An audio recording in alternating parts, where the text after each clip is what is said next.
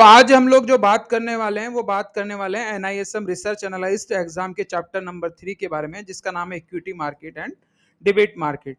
तो सबसे पहले इक्विटी का मतलब आप लोग जानते हैं, इक्विटी का मतलब होता है हिस्सा और डिबेट का मतलब होता है लोन। ठीक है, तो एक बार डिटेल में पढ़ते हैं कि इक्विटी मार्केट क्या है और डिबेट मार्केट क्या है। तो सबसे पहले डेफिनेशन के बारे में डिस्कस करते हैं। तो market for buying and selling ownership of share in A company. अगर कोई भी कंपनी हो उसके अंदर से हम लोग हमारा हिस्सा बाई और सेल करते हैं तो उसको बोलते हैं इक्विटी मार्केट। डिबेट मार्केट क्या होता है?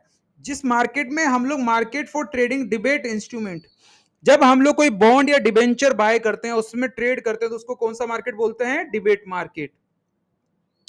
इक्विटी मार्केट की जो नेचर होती है वो क्या होती है? ऑनरशिप की। किसकी होती है? ऑनरशिप। और डिबेट मार्केट की किसकी होती है नेचर? Lawn instrument. बॉन्ड और डिबेंचर क्या है? एक लॉन इंस्ट्रूमेंट। ऑनरशिप की बात करें तो ये क्या करता है, जो इक्विटी मार्केट है वो आपको ओनरशिप देता है, साथ के साथ वोटिंग राइट्स भी देता है। बट डिबेट मार्केट के अंदर अगर आप ट्रेड करते हैं तो वहां किसी तरह की ओनरशिप और कोई वोटिंग राइट्स नहीं होता है आपके पास। रिटर्न की बात करूं तो जो इक्विटी मार्केट है इसके अंदर आपको डिविडेंड तो मिलेगा ही, साथ में आपको एक कैपिटल गेन भी मिलेगा। वो डिपेंड करता है मार्केट की परफॉर्मेंस के हिसाब से। और डिबेट मार्केट के अंदर आपको एक फिक्स्ड जो इंटरेस्ट होता है वो आपको मिलता है। ऑब्वियसली अगर मैं रिस्क की बात करूं, जहां फिक्स रिटर्न मिल रहा है तो वहां रिस्क कम होगा, और जहां मार्केट के बेस पे काम कर रहा है तो इक्विटी मार्केट में रिस्क क्या होता है? बहुत ज्यादा होता है। प्राइट इन रीपेमेंट की बात करूं तो भाई अगर आप इस कंडीशन में देखें तो जो इक्विटी मार्केट है इसके अंदर क्या होता है? लिक्विडिटी अच्छी खासी आपको देखने को मिलती है। और जो डिबेंचर है, डिबेंचर में लिक्विडिटी डिपेंड करती है कि भाई आपको अपना माल कब सेल करना है, क्योंकि ये मैच्योरिटी के ऊपर काम करता है, बॉन्ड और डिबेंचर। जो इक्विटी के अंदर जो जो आपके इन्वेस्टर होते हैं वो कौन होते हैं? जिसको रिस्क पसंद है वो इन्वेस्टर हो सकता है किसका? इक्विटी का। और जिसको रिस्क कम पसंद है वो हमेशा काम करना पसंद करता है डिबेंचर या बॉन्ड के ऊपर। वो इनकम के ऊपर डिपेंड होता है ये सारी चीजें। फिर मार्केट के एग्जांपल इक्विटी में एनएससी और बीएससी। और अगर मैं बात करूं डिबेट मार्केट की तो डिबेट मार्केट में कौन होंगे मार्केट एग्जांपल? जैसे कोई बॉन्ड हुआ, कोई गवर्नमेंट सिक्योरिटीज हुआ। ठीक है, और एग्जांपल कौन होता है? इनको कौन इश्यू करता है इक्विटी को? कोई या तो आईपीओ के थ्रू होता है या कोई कंपनी इश्यू करती है। डिवेंचर और बॉन्ड कौन इश्यू करता है? गवर्नमेंट इश्यू करेगी, कोई कॉर्पोरेट या कोई अदर कंपनीज ये इश्यूज करती हैं। रेगुलेटर दोनों के एक ही हैं, सेबी या आरबीआई। तो आपको समझ में आ गया कि भाई इक्विटी मार्केट क्या होता है और डिबेट। देखिए सीधी देशी भाषा में आप समझिए, इक्विटी का मतलब हिस्सा और डिबेट का मतलब लोन। ठीक है, तो अगर आप अपनी कंपनी में से हिस्सेदारी बेच रहे हैं तो वो इक्विटी मार्केट हो गया। और अगर आप किसी पर लोन पे पैसा दे रहे हैं या लोन पे पैसा ले रहे हैं तो वो कौन सा मार्केट है? Debate market. समझ में आ गई आपको बात? अब हम लोग ये डिटेल में देखते हैं कि सर इक्विटी मार्केट के अंदर कौन कौन सी टर्मिनोलॉजी यूज होती है। उसके बाद हम लोग डिबेट मार्केट में भी जो टर्मिनोलॉजी यूज होती है उनके बारे में डिटेल में डिस्कस करेंगे। तो जो सबसे पहला अगर आपको डिस्कस करना है कि सर इक्विटी मार्केट के अंदर कौन कौन सी टर्मिनोलॉजी होती है, तो जो सबसे पहला जो पॉइंट है उसका नाम है फेस वैल्यू। क्या है उसका नाम? Face value. तो ये फेस वैल्यू क्या होती है इसके बारे में डिटेल में हम लोग देखते हैं। तो फेस वैल्यू का मतलब होता है, एक तो फेस वैल्यू होती है जो इक्विटी मार्केट में यूज होती है, दूसरा बुक वैल्यू, तीसरा मार्केट वैल्यू, चौथा है रिप्लेसमेंट वैल्यू, फिर इंट्रिंसिक वैल्यू, फिर market cap, enterprise value, earning क्या है, अर्निंग पर शेयर ईपीएस क्या है, डिविडेंड पर शेयर क्या है, पी रेशो क्या है, प्राइस टू सेल रेशो क्या है, पीएस रेशो क्या होता है, पीबी रेशो क्या है, और price to book value ratio क्या है, और डीवीआर डिफरेंशियल वोटिंग राइट्स। तो देखिए ये सारी जितनी भी टर्मिनोलॉजी मैंने आपको बताई है ये हम लोग इक्विटी मार्केट में डिटेल में डिस्कस करने वाले हैं। तो सबसे पहला वाला पॉइंट क्या था? Face value. सर ये फेस वैल्यू क्या होती है? देखो इसको फेस वैल्यू को मैं आपको बहुत आसान शब्दों में समझाता हूं। फेस वैल्यू का मतलब है कि जब भी कोई कंपनी, जैसे जिसका कंपनी का सीएमपी चल रहा है 314 रुपए, क्या चल रहा है? सीएमपी 314 रुपए। अगर किसी कंपनी का सीएमपी करंट मार्केट प्राइस चल रहा है तो वो उसका मार्केट प्राइस है। पर अगर मैं उस शेयर एक एक पर्टिकुलर शेयर की रियल वैल्यू की बात करूं तो वो रियल वैल्यू किससे निकाली जाती है? फेस वैल्यू से। तो फेस वैल्यू एक नॉमिनल वैल्यू या ओरिजिनल वैल्यू होती है किसकी? शेयर, बॉन्ड या डिबेंचर की। जब हम लोग इसको इशू करते हैं ना, तो उस टाइम हम लोग उसकी एक रियल वैल्यू भी आपके सामने रखते हैं कि भाई हमारे शेयर की ये रियल वैल्यू है। और मार्केट वैल्यू अलग होती है और रियल वैल्यू अलग होती है। ये रियल वैल्यू किस काम में आती है? ये रियल वैल्यू, जैसे एक शेयर है 2 रुपए का, ये इसकी फेस वैल्यू है। और मार्केट वैल्यू क्या है? मार्केट वैल्यू इसकी 300 रुपए। पर उसकी ओरिजिनल वैल्यू क्या है? Face value 2 rupees.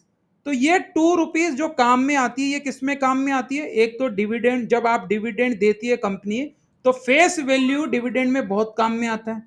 और फेस वैल्यू क्या काम में आता है सर? फेस वैल्यू जो काम में आता है वो इंटरेस्ट काउंट करने के काम में भी आता है और कैपिटल काउंट करने के भी काम में आता है। तो फेस वैल्यू से हम लोग कैपिटल भी कैलकुलेट कर सकते हैं, शेयर कैपिटल, इंटरेस्ट भी काउंट कर सकते हैं और डिविडेंड भी काउंट कर सकते हैं।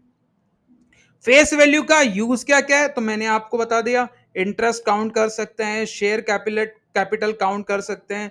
जब शेयर स्प्लिट होता है तब भी फेस वैल्यू बहुत काम में आती है।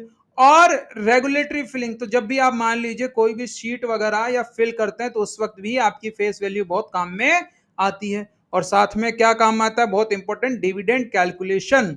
तो एग्जाम में अगर क्वेश्चन आ जाए एनआईएसएम आरए के एग्जाम में कि फेस वैल्यू क्या काम में आती है, तो क्या काम में आती है face value? Share capital count करने के, इंटरेस्ट कैलकुलेट करने के, डिविडेंड कैलकुलेशन करने के लिए। अगर आपको शेयर कैपिटल काउंट करना है तो कैसे करेंगे? मान लीजिए आपके पास रिलायंस के जो टोटल नंबर ऑफ शेयर्स हैं वो हैं 100 रुपए। कितने हैं? 100 रुपए। और रिलायंस जो फेस वैल्यू वो कितनी है? मान लीजिए एग्जांपल के लिए 2 रुपए। तो उसका शेयर कैपिटल कितना निकल के आएगा? 200 रुपए। कितना आएगा? 200 रुपए। तो ऐसे हम लोग शेयर कैपिटल भी काउंट कर सकते हैं। अब ये फेस वैल्यू कैसे काउंट होती है? तो फेस वैल्यू काउंट करने के लिए सबसे पहले एक फॉर्मूला है शेयर कैपिटल, मतलब आपको सबसे पहले शेयर कैपिटल पता होना चाहिए। तो फेस वैल्यू कैसे काउंट होगी?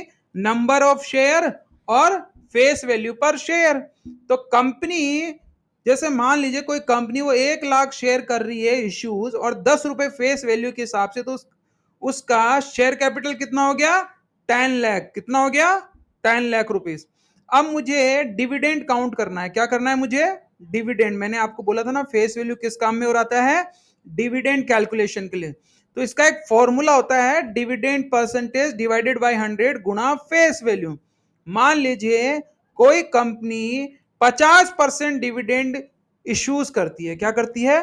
50% डिविडेंड कहती है कंपनी कि भैया मैं जितने भी मेरे शेयर होल्डर हैं उनको मैं 50% डिविडेंड दूंगा। क्या दूंगा? 50% डिविडेंड दूंगा। तो अब उस कंपनी का सबसे पहले आपको फेस वैल्यू पता होना चाहिए। तो 50% का, ये 50% डिविडेंड है ऑन 10 फेस वैल्यू। तो मैं क्या करूंगा? डिविडेंड कैलकुलेट कैसे करूंगा? ये मेरे पास एक फॉर्मूला है। कैसा फॉर्मूला है? Dividend percentage divided by 100 Guna face value. तो जब मैं 50% का डिविडेंड निकालूंगा, 5 10 रुपए, तो ये कितना निकल के आएगा? यहाँ पे 100, तो कितना निकल के आएगा? ये 5 रुपए। कितना निकल के आएगा? 5 रुपए। तो एक शेयर का जो डिविडेंड है वो कितना निकल के आएगा? 5 रुपए। समझ में आ गई आपको बात? और डिटेल में हम लोग डिस्कस कर लेंगे इसको। तो मान लीजिए किसी के पास 100 शेयर है। कितने हैं? 100 शेयर। तो एक शेयर का डिविडेंड कितना निकल के आया? 5 रुपए। तो 100 शेयर का उसको कितना डिविडेंड मिलेगा? 500 रुपए। कितना मिलेगा? 500 रुपए। तो आपको अगर डिविडेंड कैलकुलेट करना है तो सबसे पहले आपके पास एक फॉर्मूला होना चाहिए कि फेस वैल्यू से डिविडेंड कैसे कैलकुलेट करते हैं पर शेयर। समझ में आ गया आपको? तो ये डिविडेंड पर शेयर का फॉर्मूला है। एनआईएसएम एग्जाम में क्वेश्चन आ सकता है आरए के अंदर कि अगर कोई कंपनी 50% डिविडेंड या 30% dividend on particular face value issue करती है तो पर शेयर उसको कितना डिविडेंड मिलेगा, तो आप कैलकुलेट कर सकते हैं इस फॉर्मूला के साथ।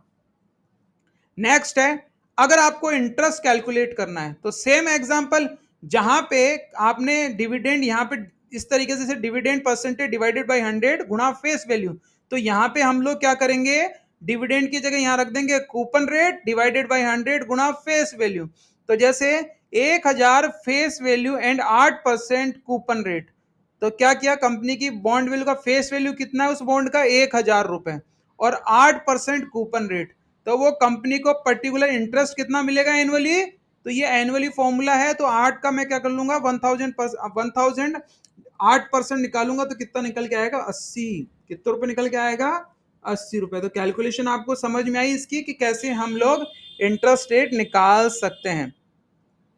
इसी तरीके से एक डिविडेंड यील्ड फॉर्मूला होता है कि भाई मेरे को अगर डिविडेंड यील्ड निकालनी हो तो सेम है सर, आप क्या करेंगे dividend per share market price. तो एग्जांपल के लिए एक शेयर की मार्केट प्राइस है 120 रुपए और डिविडेंड दे रही है कंपनी 5 रुपए पर शेयर, तो उसका डिविडेंड कितना निकल के आया 4.1%।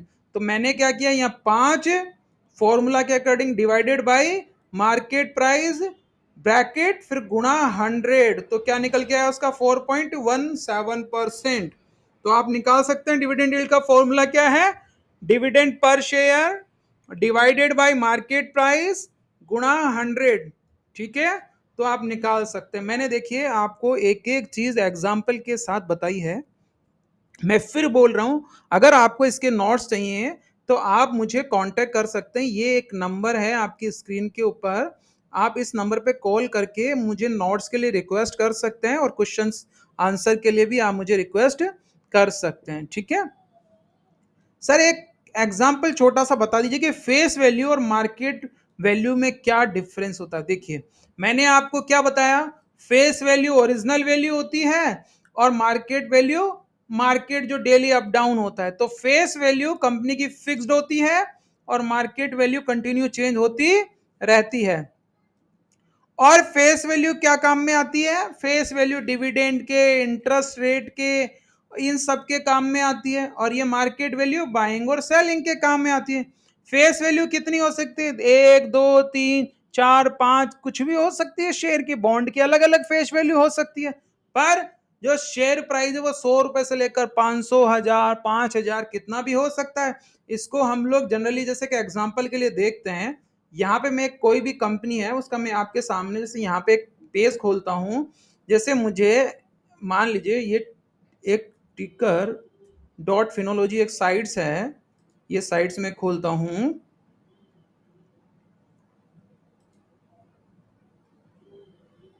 ये टिकर फिनोलॉजी एक साइट्स है, इस साइट से मैं आपको दिखाता हूँ कि किस तरीके से फेस वैल्यू वगैरह चेंज की जाती है या चेक की जाती है, सॉरी नॉट चेंज, चेक की जाती है। जैसे मैं रिलायंस खोलता हूँ, यहाँ पे एक रिलायंस मैंने खोला, ये लीजिए, या मैं ये रिलायंस है, मैंने रिलायंस पे क्लिक किया। तो रिलायंस पे जब मैंने क्लिक किया तो आप देखेंगे इसका फेस वैल्यू तो 10 रुपीज है, पर इसकी मार्केट प्राइस कितनी है 1409 रुपए है। तो आपको समझ में आया, फेस वैल्यू और मार्केट वैल्यू में रात और दिन का अंतर होता है। ठीक है, अब एक ये छोटा सा एक एग्जांपल है जिसको हम लोग बाद में देखेंगे कि फेस वैल्यू बुक वैल्यू में क्या डिफरेंस होता है, तो इसको बाद में देखेंगे डिटेल में। सबसे पहले बुक वैल्यू आपको पता होना चाहिए। ठीक है, तो एक फॉर्मूला और हम लोग देखते हैं छोटा सा। मान लीजिए आपको नंबर ऑफ शेयर कैलकुलेट करने हैं, क्या करने हैं, नंबर ऑफ शेयर आपको कैलकुलेट करने हैं। तो पहले आपको मैंने एक फॉर्मूला बताया था कि शेयर कैपिटल, तो शेयर कैपिटल का फॉर्मूला क्या था, ये शेयर कैपिटल सी बराबर क्या था, नंबर ऑफ शेयर गुणा फेस वैल्यू, ये फॉर्मूला था। अब ये बोल रहा है कि नंबर ऑफ शेयर काउंट करो, क्या करो, नंबर ऑफ शेयर, तो नंबर ऑफ शेयर काउंट करूंगा तो ये फेस वैल्यू कहां चले जाएगा, इसके नीचे, तो फॉर्मूला क्या निकल के आएगा, ये फॉर्मूला निकल के आएगा। तो आप ध्यान रखिएगा, कंफ्यूज होने की जरूरत नहीं है, आप फॉर्मूला को किस तरीके से मॉडिफाई कर सकते हैं चीजें निकालने के लिए, तो आपको पता होना चाहिए। तो पहले ये फॉर्मूला था शेयर कैपिटल का, नंबर ऑफ शेयर गुणा फेस वैल्यू। अब फेस वैल्यू कहां गया, शेयर इसके कैपिटल के नीचे, तो नंबर ऑफ शेयर भी निकाल सकता हूं। तो मेरे को एग्जांपल के लिए मान लीजिए एक कैपिटल दिया हुआ है, एक ये 1 लाख और ये 10, तो मैंने क्या किया यहाँ पे 10 लाख ये 10 लाख इसका कैपिटल है और फेस वैल्यू है 10। तो नंबर ऑफ शेयर कितने जाएंगे, 10 लाख डिवाइडेड बाई 10, तो हो जाएगा 1 लाख शेयर। एग्जाम्पल के लिए आपके सामने एक और एग्जाम्पल है, जैसे इसका कैपिटल है 5 लाख रुपए और इसका है ये 5 रुपए, तो कितना हो गया डिवाइडेड बाई 1 लाख शेयर। अब मुझे मान लीजिए फेस वैल्यू कैलकुलेट करनी है, क्या करनी है, फेस वैल्यू। तो फेस वैल्यू देखिए आप कैसे कैलकुलेट कर सकते हैं। अगर मान लीजिए आपको फेस वैल्यू काउंट करना है तो ये इक्विटी शेयर कैपिटल कहाँ चले जाएगा, इसके नीचे चले जाएगा नंबर ऑफ शेयर के। तो मैं इससे भी फेस वैल्यू काउंट कर सकता हूं। या मेरे पास एक डिविडेंड का फॉर्मूला था, क्या फॉर्मूला था कि मेरे को जब डिविडेंड पर शेयर कैलकुलेट करना था, ये dividend per DPS, dividend per share जब मुझे कैलकुलेट करना, तो फॉर्मूला था मेरे पास डिविडेंड परसेंट डिवाइडेड बाय 100 गुणा क्या था मेरे पास, फेस वैल्यू। ये था ना आपके पास फॉर्मूला। तो अब क्या हुआ, मुझे फेस वैल्यू काउंट करना है, तो ये क्या होगा, डिविडेंड कहां चले जाएगा, इसके नीचे चले जाएगा और गुणा 100 हो जाएगा।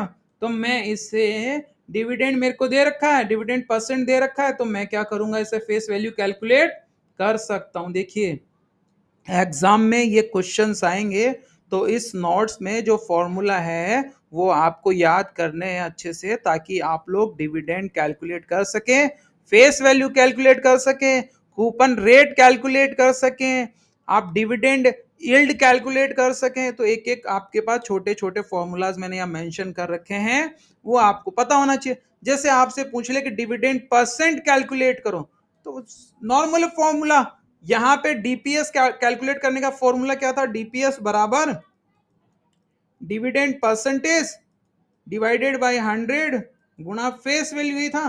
तो अब मुझे क्या करना है, अब मुझे कैलकुलेट करना है डिविडेंड परसेंटेज। तो मैं क्या करूंगा, ये फेस वैल्यू दे दूंगा इसके नीचे और गुणा कर दूंगा 100 से, तो मेरे पास क्या निकल के आ जाएगा, डिविडेंड परसेंट। तो ये आपके सामने एक एग्जांपल और है, जहां पे फेस वैल्यू दे दी, डिविडेंड पर शेयर दे दिया, तो डिविडेंड परसेंट भी आप कैलकुलेट कर सकते हैं। समझ में आई आपको। अगर मान लीजिए आपको कूपन रेट और एनुअल कूपन रेट दे रखी हो, तो फेस वैल्यू काउंट करना है। तो मैंने आपको नॉर्मल सा एक फॉर्मूला बताया था आपको, अगर आपको कूपन रेट कैलकुलेट करनी है तो क्या होगा, कूपन रेट बराबर annual coupon payment divided face value. तो अब कूपन रेट नीचे आ गया और फेस वैल्यू कहां चले गया, ऊपर। तो हम लोग यहां से ऐसे फेस वैल्यू भी कैलकुलेट कर सकते हैं। फॉर्मूला कैलकुलेट डीपीएस पर शेयर, तो डिविडेंड पर शेयर का ऑलरेडी मैं आपको फॉर्मूला बता चुका हूं, ये वाला। तो आप इस तरीके से भी कैलकुलेट कर सकते हैं, डिविडेंड यील्ड डिवाइडेड बाय 100 गुणा मार्केट प्राइस। तो ये फॉर्मूला है। और मुझे अगर मार्केट प्राइस कैलकुलेट करनी हो, तो मार्केट प्राइस कैलकुलेट, इसी फॉर्मूला को मैं उल्टा कर लूंगा। मार्केट प्राइस कैलकुलेट करना है तो ये डिविडेंड यील्ड नीचे चले जाएगा, गुणा 100 हो जाएगा, तो मुझे मार्केट प्राइस भी उसका कैलकुलेट हो जाएगा। तो इसके आप जब नोट्स पढ़ेंगे तो आपको एक एक छोटी छोटी चीजें क्लियर होगी। अब एक बहुत इंपॉर्टेंट टॉपिक है इक्विटी के अंदर, जिसका नाम है बुक वैल्यू।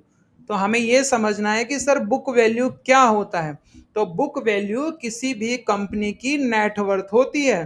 क्या होती है book value, book value is the net worth of a company as per it financial statement. It represent the value of assets minus liabilities of other value company per share based on accounting record. तो book value क्या है, book value है assets, जितना भी company के पास assets है उसको किससे माइनस कर देंगे, लायबिलिटीज। तो क्या निकल के आएगा, उस कंपनी का एक्चुअल वैल्यू। तो नेट वर्थ ऑफ कंपनी क्या होती है, बुक वैल्यू। आपके साथ एक क्वेश्चन आ सकता है जहां पर आपको लाइबिलिटीज दे दी जाएगी, एसेट्स की वैल्यू दे दी जाएगी, और आपको बोला जाएगा कि नेट वर्थ निकालो। तो नेट वर्थ और बुक वैल्यू दोनों क्या है, सेम है। अब बुक वैल्यू का यूज क्या होता है, ये आपको समझना पड़ेगा।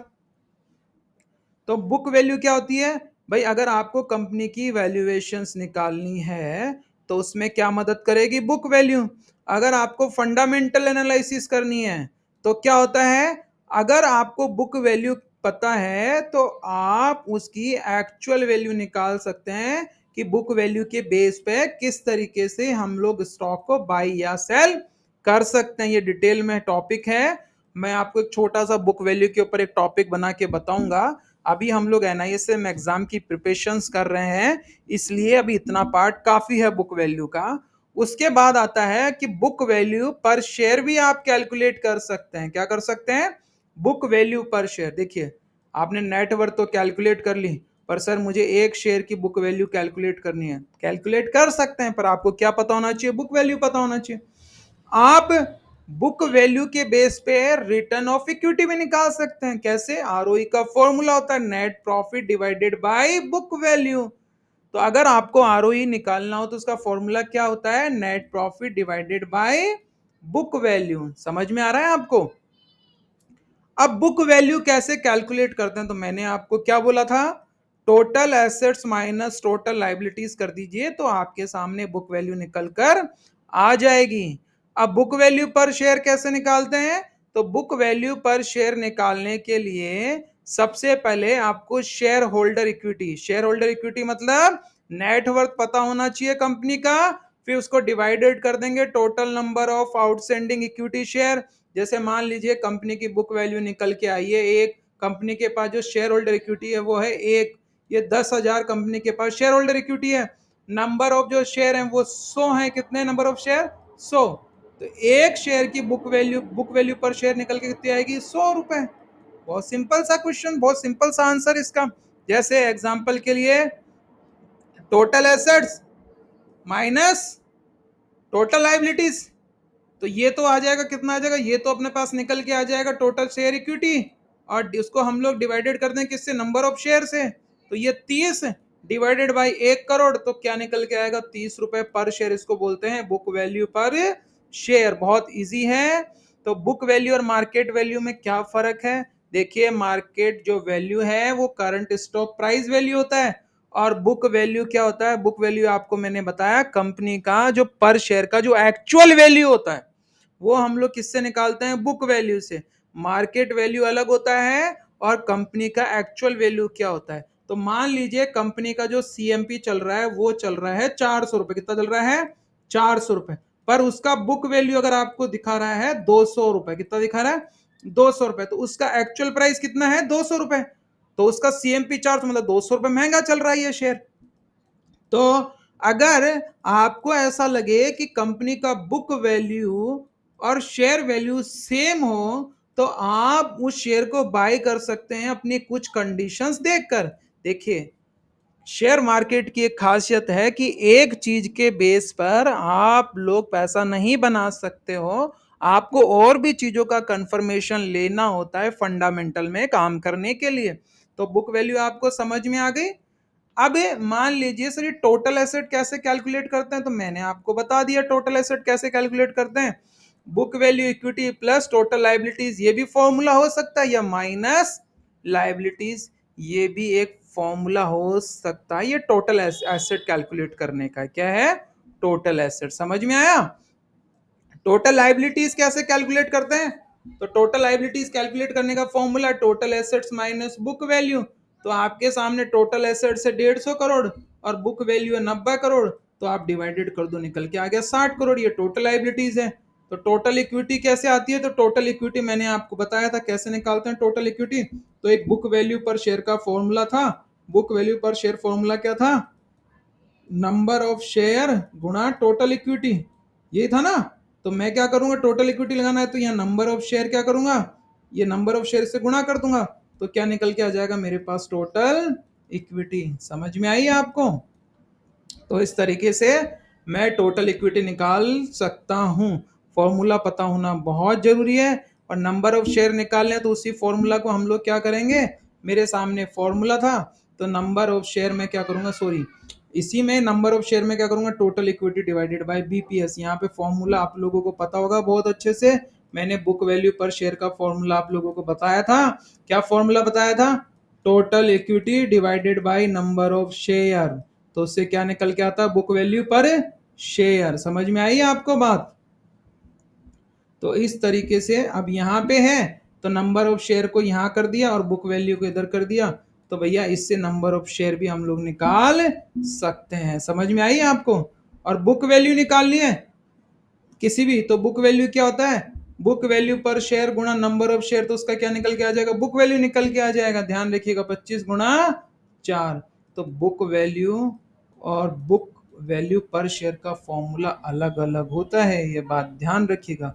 बुक वैल्यू क्या होती है, बुक वैल्यू होती है सर टोटल एसेट्स, क्या होती है, टोटल एसेट्स। ठीक है, तो अगर बुक वैल्यू आपको निकालनी है तो ये नंबर ऑफ शेयर कहाँ चले जाएगा, इसके नीचे चले जाएगा। ठीक है, तो बुक वैल्यू यहाँ पे क्या होता है, टोटल एसेट्स, क्या होते हैं, टोटल एसेट्स। ये फॉर्मूला एक ही फॉर्मूला, इसको अलग अलग तरीके से मल्टीप्लाई या मॉडिफाई किया गया है। अब आता है market value. So market value क्या है? सो मार्केट वैल्यू किसी भी स्टॉक का करंट प्राइस होता है, उसको बोलते हैं उसकी मार्केट वैल्यू। तो current price at which assets are trading, उसको हम लोग क्या करते हैं, उसको बोलते हैं मार्केट वैल्यू। जैसे रिलायंस का भी करंट प्राइस क्या चल रहा है, 1408। तो 1408 पे हम लोग उसको बाय करेंगे या सेल करेंगे, तो वो उसका क्या है, मार्केट वैल्यू।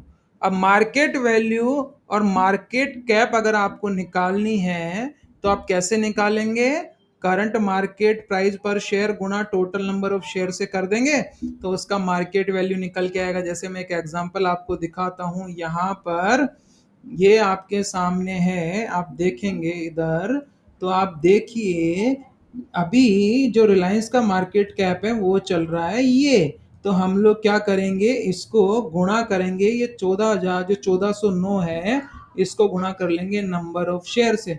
तो 1353 गुणा 1409 करेंगे तो निकल के आएगा हमारे पास मार्केट कैप। तो समझ में आया मार्केट कैप कैसे निकालते हैं?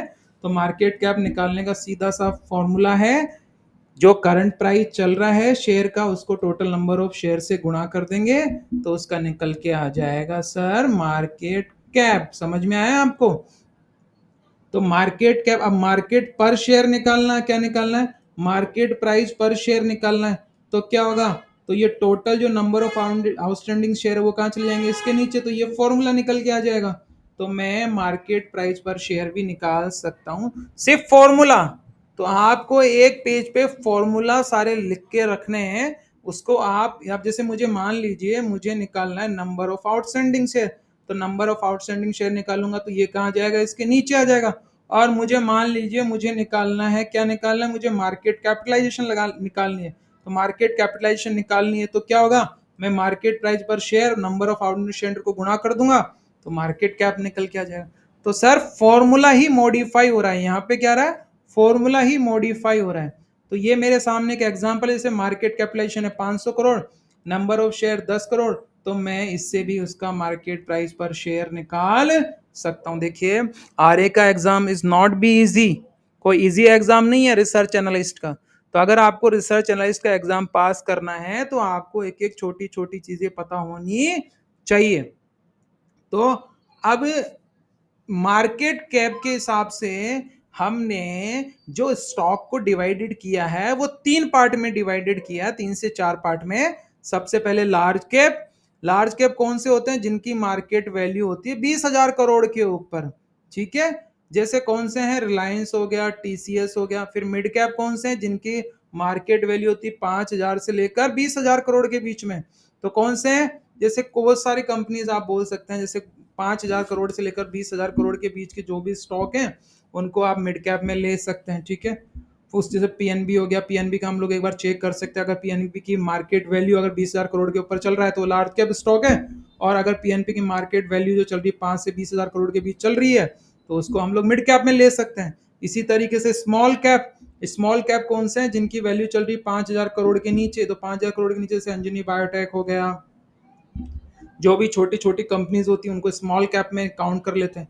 और एक माइक्रो, माइक्रो मतलब बहुत ही बिलो, जिनका जो मार्केट कैप है वो 500 करोड़ के नीचे हो, उनको हम लोग बोलते हैं माइक्रो कैप। तो आपको समझ में आ गया। तो हम लोग मार्केट कैपिटलाइजेशन के हिसाब से कंपनी को 3 पार्ट में, 3 या 4 पार्ट में हम लोगों ने उनको डिवाइड किया हुआ है। अब जो इक्विटी होती है उसमें जो फोर्थ जो टर्मिनोलॉजी होती है उसको बोलते हैं रिप्लेसमेंट वैल्यू। क्या होती है, रिप्लेसमेंट वैल्यू। तो रिप्लेसमेंट वैल्यू क्या होती है, in this the cost required to be replaced an asset with a similar one at current market price. It represent the amount it would cost to buy or build a new asset with the same functionality and capacity as the existing one. तो क्या होता है replacement value, आप बहुत अच्छे से समझ गए होंगे। रिप्लेसमेंट वैल्यू का मतलब है हम लोग एक एसेट्स वैल्यू को दूसरे एसेट वैल्यू से रिप्लेस कर रहे हैं जिनका वैल्यू ऑलमोस्ट या करंट मार्केट प्राइस दोनों का ऑलमोस्ट क्या है, सेम है। तो समझ में आया रिप्लेसमेंट वैल्यू। तो यूज क्या होते हैं रिप्लेसमेंट वैल्यू के, तो ये रिप्लेसमेंट वैल्यू काम में आता है एक तो इंश्योरेंस के, इंश्योरेंस के कैसे काम में आता है, ये डिटरमाइन करता है कि भैया उसको कितने रिस्क कवर की नीड है। समझ में आया, भाई जैसे ये determine how much insurance coverage is needed to replace damage और लॉस्ट एसेट्स, ठीक है। उसके बाद एसेट्स मैनेजमेंट में काम में आता है रिप्लेसमेंट वैल्यू। ये क्या करता है, help companies assess the current worth of their fixed asset for the budgeting and investing decision. समझ में आया। फिर फाइनेंशियल रिपोर्टिंग के भी काम में आता है, फिर डिसीजन मेकिंग में भी काम में आता है। देखिए जब रिप्लेसमेंट वैल्यू आप लोगों को पता होगी ना, तभी आपको ये पता होगी कि भाई हमारे पास जो एसेट्स है उसकी करंट वैल्यू क्या है। अगर हम लोग उसको सेल करें या हम लोग उसको किसी और से रिप्लेस करें, तो इसकी एक्चुअल अभी रिप्लेसमेंट वैल्यू क्या है, तो वो हम लोग कैलकुलेट कर सकते हैं रिप्लेसमेंट वैल्यू से। तो रिप्लेसमेंट वैल्यू कैसे निकल के आती है, जो हम लोगों ने जो परचेज किया था और अभी जो कुछ डेप्रिसिएशन हो गया तो उससे निकल के आ जाती है रिप्लेसमेंट वैल्यू, ठीक है। तो रिप्लेसमेंट वैल्यू क्या होती है, जैसे मान लो मेरे पास 1 लाख की मैंने कोई मशीन बाय करी और अभी उस मशीन का जो डेप्रिसिएशन हो गया वो मान लीजिए 20,000 हो गया। कितना हो गया, 20,000। तो अभी मेरी उसकी जो रिप्लेसमेंट वैल्यू 80,000 कितनी है, 80,000। तो अब मैं क्या करूँगा, कोई ऐसी मशीन बाय करना पसंद करूँगा ताकि मैं इसको दे भी दूँ और मेरे पास कॉस्ट ज़्यादा लगे भी नहीं। तो समझ में आ गया कि क्या मैं बोलना चाह रहा हूँ आपको। तो अब आती है फिर पांचवा जो टर्मिनोलॉजी वो है इंट्रिंसिक वैल्यू। ये बहुत इंपॉर्टेंट है। इंट्रिंसिक वैल्यू क्या होती है, किस काम में आती है। तो ऐसा बोला जाता है कि जो इंट्रिंसिक वैल्यू है वो किसी भी स्टॉक्स के बारे में, उसके रियल एसेट्स या रियल वैल्यू के बारे में बताती है कि ये कंपनी जहां पर आप इन्वेस्ट कर रहे हैं क्या वाकई में उस कंपनी का वो रियल वैल्यू है या नहीं, या कंपनी जो अभी ट्रेड कर रही है वो कहीं महंगे भाव पे तो ट्रेड नहीं कर रही है। आप इसको और भी तरीके से देख सकते हैं। कैसे देख सकते हैं, आप इंट्रिंसिक वैल्यू के बेस पे अपना एक इन्वेस्टमेंट डिसीजन ले सकते हैं कि मुझे अभी इस कंपनी में इन्वेस्टमेंट करना चाहिए क्या नहीं करना चाहिए, ठीक है। तो ये होती क्या है, मैं आपको बता चुका हूं, this are the real value of assets company और investment based on fundamental character. तो मैंने आपको क्या बताया कि मुझे ये देखना है क्या ये इस कंपनी का रियल वैल्यू चल रहा है कि नहीं चल रहा, ताकि मैं इन्वेस्टमेंट डिसीजन में हेल्प ले सकूं। और क्या बोल रहा है, ये बोल रहा है कि this considering the tangible and intangible factor like future cash flow earning assets and growth potential. देखिए मैं आपको बताऊंगा ये टेंजिबल और इनटेंजिबल एसेट्स क्या होते हैं, ठीक है। तो ये जब हम लोग पढ़ेंगे ना फाइनेंशियल रिपोर्ट डिटेल में, तो उसमें आपको एक दो वर्ड आएंगे, टेंजिबल एसेट्स और इनटेंजिबल एसेट्स। ये बहुत इंपॉर्टेंट है, ये क्वेश्चंस भी आता है कि क्या ये टेंजिबल एसेट्स में काउंट हो सकता है, कौन सा इंटेंजिबल एसेट्स है, तो मैं आपको डिटेल में बताऊंगा। उसके बाद होता है यूज ऑफ इंट्रिंसिक वैल्यू। तो इंट्रिंसिक वैल्यू क्या काम में आती है सर, इंट्रिंसिक वैल्यू काम में आती है, सबसे पहले मैंने आपको बताया इन्वेस्टमेंट डिसीजन के बारे में, वैल्यू इन्वेस्टमेंट के बारे में। तो कैसे कि भाई इन्वेस्टर को ये हेल्प करेगी कि भाई ये जो कंपनी है ये अंडर वैल्यूड है या ओवर वैल्यूड है। तो अगर आपको कोई पूछे कि कंपनी अंडर वैल्यूड है या ओवर वैल्यूड है तो कैसे पता करेंगे, इंट्रिंसिक वैल्यू से। अब वैल्यू इन्वेस्टिंग क्या होती है, भाई आप investor buy assets when market price, अगर intrinsic value of sick profit when price are correct. तो आप ध्यान रखिएगा, एक छोटी सी चीज बोल रहा है कि कब बाय करना चाहिए, जब इंट्रिंसिक वैल्यू ज्यादा हो या इंट्रिंसिक वैल्यू कम हो। तो ये वैल्यू इन्वेस्टिंग के भी काम में आता है। तो हम इंट्रिंसिक वैल्यू के बेस पे स्टॉक को कब बाय करना है, कब सेल करना है, या फिर अगर आपको इन्वेस्ट करना है तो आपको ये देखना है क्या वाकई में मैं इसको खरीद सकता हूं, क्या ये कंपनी ओवर वैल्यूड है या कंपनी अंडर वैल्यूड है। तो भैया इंट्रिंसिक वैल्यू आपकी उसमें मदद करेगी। फिर ये मर्जर और एक्वाइजिशन में भी मदद करती है कि भाई जो कंपनी को हम लोग खरीद रहे हैं उसका प्राइस करेक्ट है क्या नहीं। और फाइनेंशियल रिपोर्ट में भी ये काम में आता है। ये इंट्रिंसिक वैल्यू कैलकुलेट करने का फॉर्मूला है, जहां पे D1 है डिविडेंड नेक्स्ट ईयर, और R है रिक्वायर्ड रेट ऑफ रिटर्न, और G है growth rate of dividend. Example के लिए जैसे D1 5 रुपए दे दिया, रिक्वायर्ड जो रिटर्न्स है वो दे दिया 10% और डिविडेंड ग्रोथ दे दी 5%। तो मैं क्या करूंगा, ये फॉर्मूला D1 मैंने यहाँ 5 कर दिया, इसको परसेंटेज में डिवाइडेड किया तो 0.10 और 0. माइनस किया तो ये निकल के आ गया इसका इंट्रिंसिक वैल्यू 100 रुपीज। सो मैं इंट्रिंसिक वैल्यू कैलकुलेट करने के लिए मुझे क्या करना पड़ेगा, एक फॉर्मूला है जिसमें नेक्स्ट ईयर डिविडेंड मुझे पता होना चाहिए, रिक्वायर्ड रिटर्न मुझे पता होना चाहिए, और मुझे डिविडेंड ग्रोथ पता होनी चाहिए, तो मैं उसका इंट्रिंसिक वैल्यू निकाल सकता हूं। ठीक है, तो अब नेक्स्ट आता है छठा नंबर, जिसका नाम है एंटरप्राइज वैल्यू। तो ये एंटरप्राइज वैल्यू क्या होती है, तो भैया एंटरप्राइज वैल्यू होती है कंपनी की एक्चुअल वैल्यू या टोटल वैल्यू जिसको बोलते हैं। तो इसमें क्या होता है, कंपनी की एक्चुअल वैल्यू या टोटल वैल्यू क्या होती है एंटरप्राइज वैल्यू में, देखो enterprise value the total value of company including in equity and debate minus cash and cash equivalent. समझ में आया आपको? It represents the theoretical takeover price, how much it costs to buy the entire business, including debate, but after using case reserve। तो क्या भैया आपको enterprise value क्या होती है सर? एंटरप्राइज वैल्यू का मतलब होता है कि जब आप इस कंपनी को खरीद रहे हो तो भैया इस कंपनी का टोटल वैल्यू क्या है। तो एंटरप्राइज वैल्यू कैलकुलेट करने का फॉर्मूला है, तो फॉर्मूला क्या है, तो भैया सबसे पहले उसका मार्केट कैपिटलाइजेशन प्लस टोटल डिबेट plus preferred stock plus maturity minus जो भी कैश पड़ा है कंपनी के पास उसमें से माइनस कर देंगे, तो ये कंपनी का एंटरप्राइज वैल्यू निकल के आएगा कि भैया ये कंपनी हमें वाकई में पढ़ कितने की रही है, या मुझे इस कंपनी को खरीदने में फायदा है या नहीं है। तो एंटरप्राइज वैल्यू क्या होती है, एंटरप्राइज वैल्यू वो वैल्यू होती है जो कंपनी की total value plus debate plus कोई प्रिफर्ड स्टॉक की वैल्यू, ये सब को अगर हम लोग कैश में से माइनस कर देते हैं तो हमारे पास उस कंपनी का एक्चुअल में एंटरप्राइज वैल्यू निकालने आता है। तो एंटरप्राइज वैल्यू क्या काम में आता है, सबसे पहले तो वैल्यूएशन की किसमें काम में आता है। देखो मैंने आपको कहा अगर आप कंपनी को टेक ओवर कर रहे हैं तो आपको एंटरप्राइज वैल्यू पता होना बहुत जरूरी है, क्योंकि अगर आपको एंटरप्राइज वैल्यू पता होगी तभी आप कंपनी को राइट भाव में खरीद सकते हैं। देखिए तो कंपनी की मार्केट कैप में आपको बता चुका हूं, ये कंपनी की एंटरप्राइज वैल्यू। तो एंटरप्राइज वैल्यू में क्या क्या आया, ये 19, ये जो है 19 लाख जो है ये करोड़ रुपीज आ रहा है, ये 20 लाख कुछ समथिंग है। तो इसमें क्या हुआ, मार्केट कैप में जब हम लोगों ने डिबेट जोड़ दिया, क्या जोड़ दिया, जब मार्केट कैप में डिबेट जोड़ दिया और डिबेट को किससे माइनस कर दिया, केस से। तो मैंने पहले इसको और इसको जोड़ा और इसको माइनस कर दिया, तो मेरे पास जो वैल्यू निकल के आई वो वैल्यू निकल के आई उसकी एंटरप्राइज वैल्यू। तो एंटरप्राइज वैल्यू कैलकुलेट कर सकते हैं आप, मार्केट कैपिटलाइजेशन, टोटल डिबेट, कोई स्टॉक्स, कोई minor interest minus cash amount, तो उस कंपनी का ईवी निकल के आ जाएगा।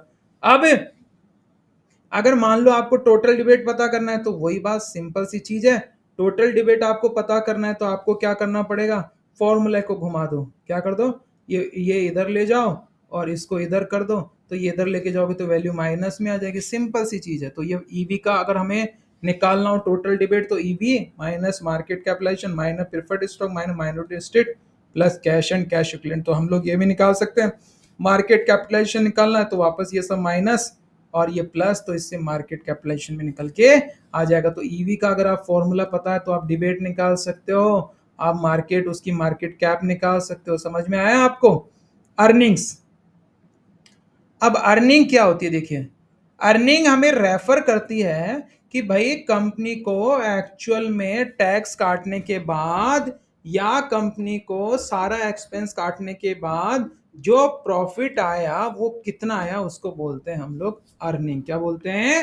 अर्निंग। तो अर्निंग क्या है, अर्निंग कंपनी का नेट प्रॉफिट होता है जो किसको काटने के बाद निकाला जाता है, भाई ये निकाला जाता है एक्सपेंस टैक्स कॉस्ट एंड और जो भी टोटल रेवेन्यू उनमें से निकालने के बाद जो नेट प्रॉफिट होता है उसको बोलते हैं अर्निंग। अब अर्निंग अलग अलग हो सकती है, कौन कौन सी अर्निंग हो सकती है, सबसे पहले historical earning, trailing, forward earning. तो भैया ये ध्यान रखिएगा एग्जाम में क्वेश्चंस आता है कि what is the historical earning, what is the trailing earning और what is the forward earning. तो सबसे पहले हम लोग डिस्कस करेंगे हिस्टोरिकल अर्निंग क्या होती है।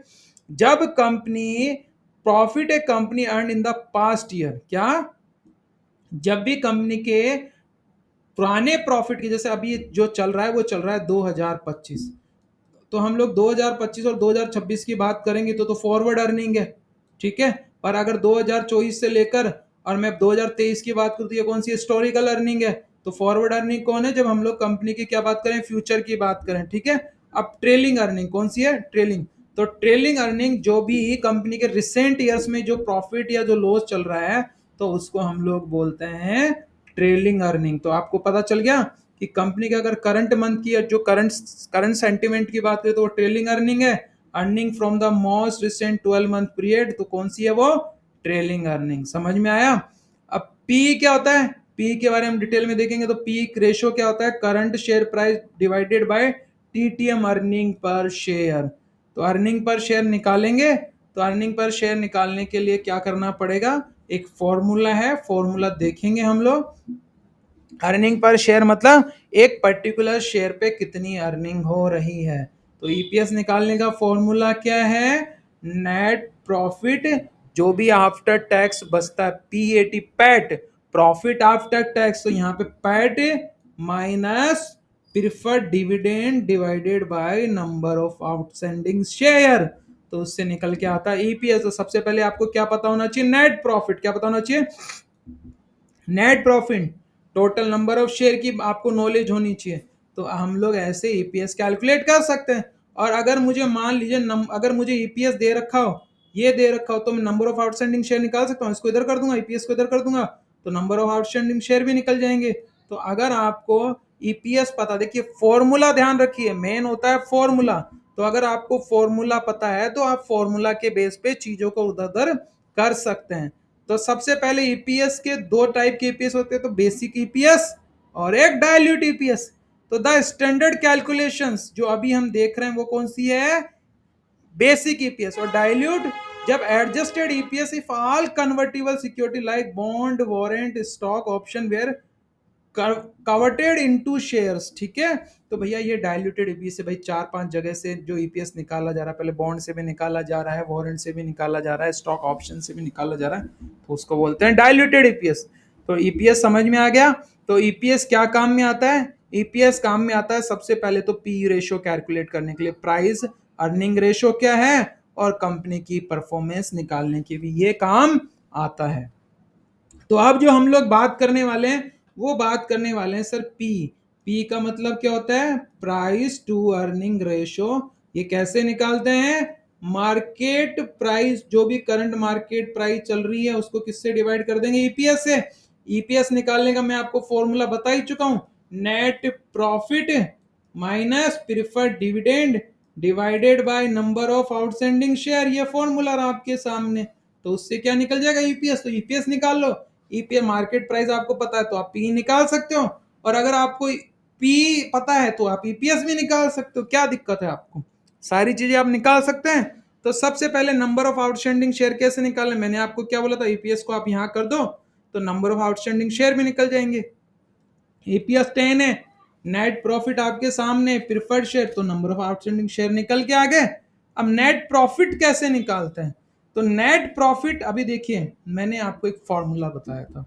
क्या फॉर्मूला बताया था मैंने आप लोगों को, कि देखिए भैया आपको क्या करना है, अगर आपको ईपीएस अर्निंग पर शेयर निकालना, क्या निकालना है आपको, अर्निंग पर शेयर। तो अर्निंग पर शेयर को मैंने क्या किया था आपके सामने, ये नेट प्रॉफिट क्या कर दिया, ये नेट प्रॉफिट, ठीक है। Net profit minus preferred share divided by number of outstanding share. अब ये बोल रहा है कि आप सर ये निकालो नेट प्रॉफिट, तो क्या दिक्कत है सर, मैं निकाल सकता हूं, क्या प्रॉब्लम है। मैं क्या करूंगा, इसको इससे गुणा कर दूंगा, इससे, और इसको मैंने इसके नीचे दे दिया, ठीक है। प्लस मैंने सबसे पहले तो इसको इससे गुणा कर दिया और इसको इधर भेज दिया मैंने, क्योंकि प्लस आएगा ना इधर आएगा, तो ये माइनस है तो इधर प्लस हो जाएगा आके। तो ये हो गया, यहां से मेरे को निकल गया नेट प्रॉफिट। समझ में आया। तो वही फॉर्मूला है जो ईपीएस का फॉर्मूला था, बस मैंने उसको एडजस्ट कर दिया। इसी तरीके से मैं प्रीफर्ड डिविडेंड निकाल सकता हूं, ऑब्वियसली ईपीएस का फॉर्मूला है सर, क्या ईपीएस का formula, net profit minus preferred dividend divided by number of outstanding share. तो क्या होगा, ये इधर गुणा कर दूंगा और ये इधर जाएगा तो माइनस हो गया, तो नेट प्रॉफिट माइनस ईपीएस या outstanding share divided by preferred dividend. Sir formula, sir एक ही फॉर्मूले से 5-5 फॉर्मूले डिवाइड हो रहे हैं, तो ध्यान रखिएगा फॉर्मूला पता होना बहुत जरूरी है। अब आता है डिविडेंड पर शेयर। तो डिविडेंड पर शेयर का मैं आपको फॉर्मूला बता चुका हूं पहले, अगर आपको डिविडेंड पर शेयर निकालना है तो सबसे पहले आपको पता होना चाहिए total dividend paid to equity shareholder और आपको नंबर ऑफ आउटस्टैंडिंग शेयर। भाई कितना डिविडेंड पे कर रहे हैं वो इक्विटी शेयर होल्डर को, तभी तो हम लोग डिविडेंड पर शेयर निकाल पाएंगे। तो डिविडेंड पर शेयर निकालने का फॉर्मूला पता चला कि भाई टोटल कितना दे रहे हैं हम लोग डिविडेंड, डिवाइडेड कर देंगे उसको किससे, नंबर ऑफ आउटस्टैंडिंग शेयर। जैसे पे कर रहे हैं टोटल 5 लाख टोटल डिविडेंड है और नंबर ऑफ शेयर कितने, 2 लाख, तो भैया डीपीएस कितना निकल जाएगा, 2.5 लाख पर शेयर, 2.5 रुपए पर शेयर। समझ में आ गया आपको। तो डिविडेंड पे आउट रेशियो, तो डिविडेंड पे आउट रेशियो का एक फॉर्मूला है, क्या होता है, dividend divided by net profit गुणा 100 minus by profit said as a dividend. तो ये हम इससे निकाल सकते हैं। रिटेंशन रेशियो आपको निकालना हो तो रिटेंशन रेशियो आप ऐसे निकाल सकते हैं, ठीक है। और इंटरेस्टिक वैल्यू आपको निकालिए इंटरिम डिविडेंड। तो भाई इंटरिम डिविडेंड क्या होता है, जो भाई जो हम करते हैं, जो फाइनल जो ड्यूरिंग दिस ईयर हमने जो दिया उसको बोलते हैं इंटरिम डिविडेंड। फाइनल, जो फाइनल डिविडेंड कौन से होते हैं, जो एंड में फाइनेंशियल ईयर में हम लोग जो डिसाइड करते हैं उसको फाइनल डिविडेंड। ये जो भाई ये कौन सा इंटरिम, जो पैड ड्यूरिंग द ईयर, भाई हमने जो उसको हम लोग पैड कर रहे हैं ना ड्यूरिंग दिस ईयर, तो वो आ गया total dividend interim plus final. भाई हमने पहले कितना पे किया और फाइनल कितना पे कर रहे हैं तो उसको टोटल डिविडेंड। तो dividend payout ratio, retention ratio का फॉर्मूला ध्यान रखिएगा, क्वेश्चन आ सकते हैं, ठीक है। टोटल डिविडेंड पैड कैसे निकालता है, तो टोटल डिविडेंड पैड निकालने के लिए आपको क्या पता होना चाहिए। देखिए मैंने अभी आपको छोटा सा फॉर्मूला बताया था, डीपीएस जब हम निकालते हैं डिविडेंड पर शेयर, तो यहाँ पे था total dividend divided by number of share. तो आप क्या हो गया, इसको सर इससे गुणा कर देंगे तो टोटल डिविडेंड निकल जाएगा, क्या दिक्कत है। और नंबर ऑफ आउटस्टैंडिंग शेयर निकालना है तो नंबर ऑफ आउटस्टैंडिंग शेयर निकालने के लिए डीपीएस को नीचे दे देंगे। तो फॉर्मूला पता होना चाहिए कि फॉर्मूले से 3-3 4-4 फॉर्मूले ड्राइव किए जा सकते हैं। प्राइस अर्निंग रेशियो का तो मैं आपको पहले ही बता चुका हूं, प्राइस अर्निंग रेशियो आपको कैसे निकालना है। देखो पीई मैंने बताया था ना, पीई बराबर क्या था, current market price divided by EPS, ये था ना। तो इससे प्राइस रेशियो निकल के आएगा कि नहीं निकल के आएगा। तो भैया प्राइस रेशियो क्या काम में आता है, इसको प्राइस टू अर्निंग रेशियो बोलते हैं। ये बताता है कि भैया आपको कंपनी में 1 रुपए कमाने के लिए कितना पैसा देना पड़ेगा। तो पी रेशियो क्या काम में आता है, पी रेशियो ये कैलकुलेट करने के काम में आता है। एग्जाम्पल के लिए अगर कंपनी में 1 रुपए कमाना है तो 1 रुपए कमाने के लिए कितना पैसा इन्वेस्ट करना पड़ेगा, उसको बोलते हैं पी रेशो, ठीक है। तो पी रेशो भी इंट्रिंसिक वैल्यू की तरह ही, ये स्टॉक ओवर वैल्यूड है, अंडर वैल्यूड है या इसका प्राइस फेयर है, उसके काम में आता है। तो पी रेशो क्लियर है बिल्कुल। पी रेशो फॉर्मूला मैं आपको बता चुका हूं, इसको इधर लेके जाओगे तो ईपीएस कैलकुलेट हो जाएगा। मार्केट प्राइस पर शेयर कैलकुलेट करना है तो इसको गुणा कर दो इससे, तो ये भी निकल के आ जाएगा। तो मैं पी रेशो को भी अलग अलग, अब मैं आपको बता चुका हूं ट्रेलिंग, जैसे ट्रेलिंग ईपीएस और ट्रेलिंग, जैसे मैंने आपको ट्रेलिंग ईपीएस, फॉरवर्ड ईपीएस और आपको मैंने एक बताया था ना ईपीएस, इसी तरीके से ट्रेलिंग पी भी होता है और फॉरवर्ड पी भी होता है। तो ट्रेलिंग पी कौन सा होता है, जो भाई हम लोगों ने लास्ट जो जो दिया है ना, अभी जो लास्ट अभी करंट जो एक्चुअल जो करंट जो फाइनेंशियल ईयर चल रहा है उसको बोलते हैं ट्रेलिंग। फॉरवर्ड मतलब जो फ्यूचर की बात करें, और हिस्टोरिकल पी मतलब जो हम उससे 1 साल पहले की बात करें तो उसको हिस्टोरिकल पी बोलते हैं, ठीक है। और व्हाट इज पी रेशियो क्या करता है, देखिए ये बहुत ध्यान रखिएगा, अगर हाई पी है तो स्टॉक क्या है, ओवर वैल्यूड है, क्या है, ओवर वैल्यूड। और लो पी है तो स्टॉक क्या है, अंडर वैल्यूड है। तो समझ में आ गया पी क्या काम में करता है। तो ईपीएस कैसे कैलकुलेट कर सकते हैं, अगर पी और मार्केट शेयर पता हो। और मार्केट प्राइस कैसे कैलकुलेट कर सकते हैं, अगर पी और ईपीएस पता हो तो ऊपर नीचे कर लो फॉर्मूले को। अब होता है पीएस रेशियो, क्या होता है, पीएस रेशियो, इसको बोलते हैं प्राइस सेल्स रेशियो। क्या बोलते हैं, प्राइस सेल्स रेशियो। ये क्या मैनेज करता है, ये आपको ये बताता है कि measure how much investor are willing to pay 1 rupees of company sale. समझ में आया। It use to value companies specially when they don't have earning yet like startup और ग्रोथ कंपनीज। तो भैया जब भी कोई भी नई कंपनी हो, क्या हो, कोई स्टार्टअप्स हो या कोई नई कंपनी हो, तो उसमें ईपीएस तो आपको देखने को नहीं मिलेगा, क्योंकि भैया कंपनी अभी तो अर्निंग कर नहीं रही है। क्या नहीं कर रही है, अर्निंग कर नहीं रही है। तो हम लोग उसके सेल पे बेस, सेल अगर हम उसकी सेल्स हमें पता हो तो हम सेल्स के बेस पे हम लोग ये देख सकते हैं कि भैया इस कंपनी का प्राइस टू सेल्स रेशियो कैसा चल रहा है। ठीक है, समझ में आ गई मेरी बात। तो पीएस रेशो का फॉर्मूला क्या होता है? करंट मार्केट प्राइस और सेल्स पर शेयर। सेल्स पर शेयर, तो सेल्स पर शेयर आपको पता हो तो आप क्या कर सकते हैं भैया, पीएस रेशो क्या है?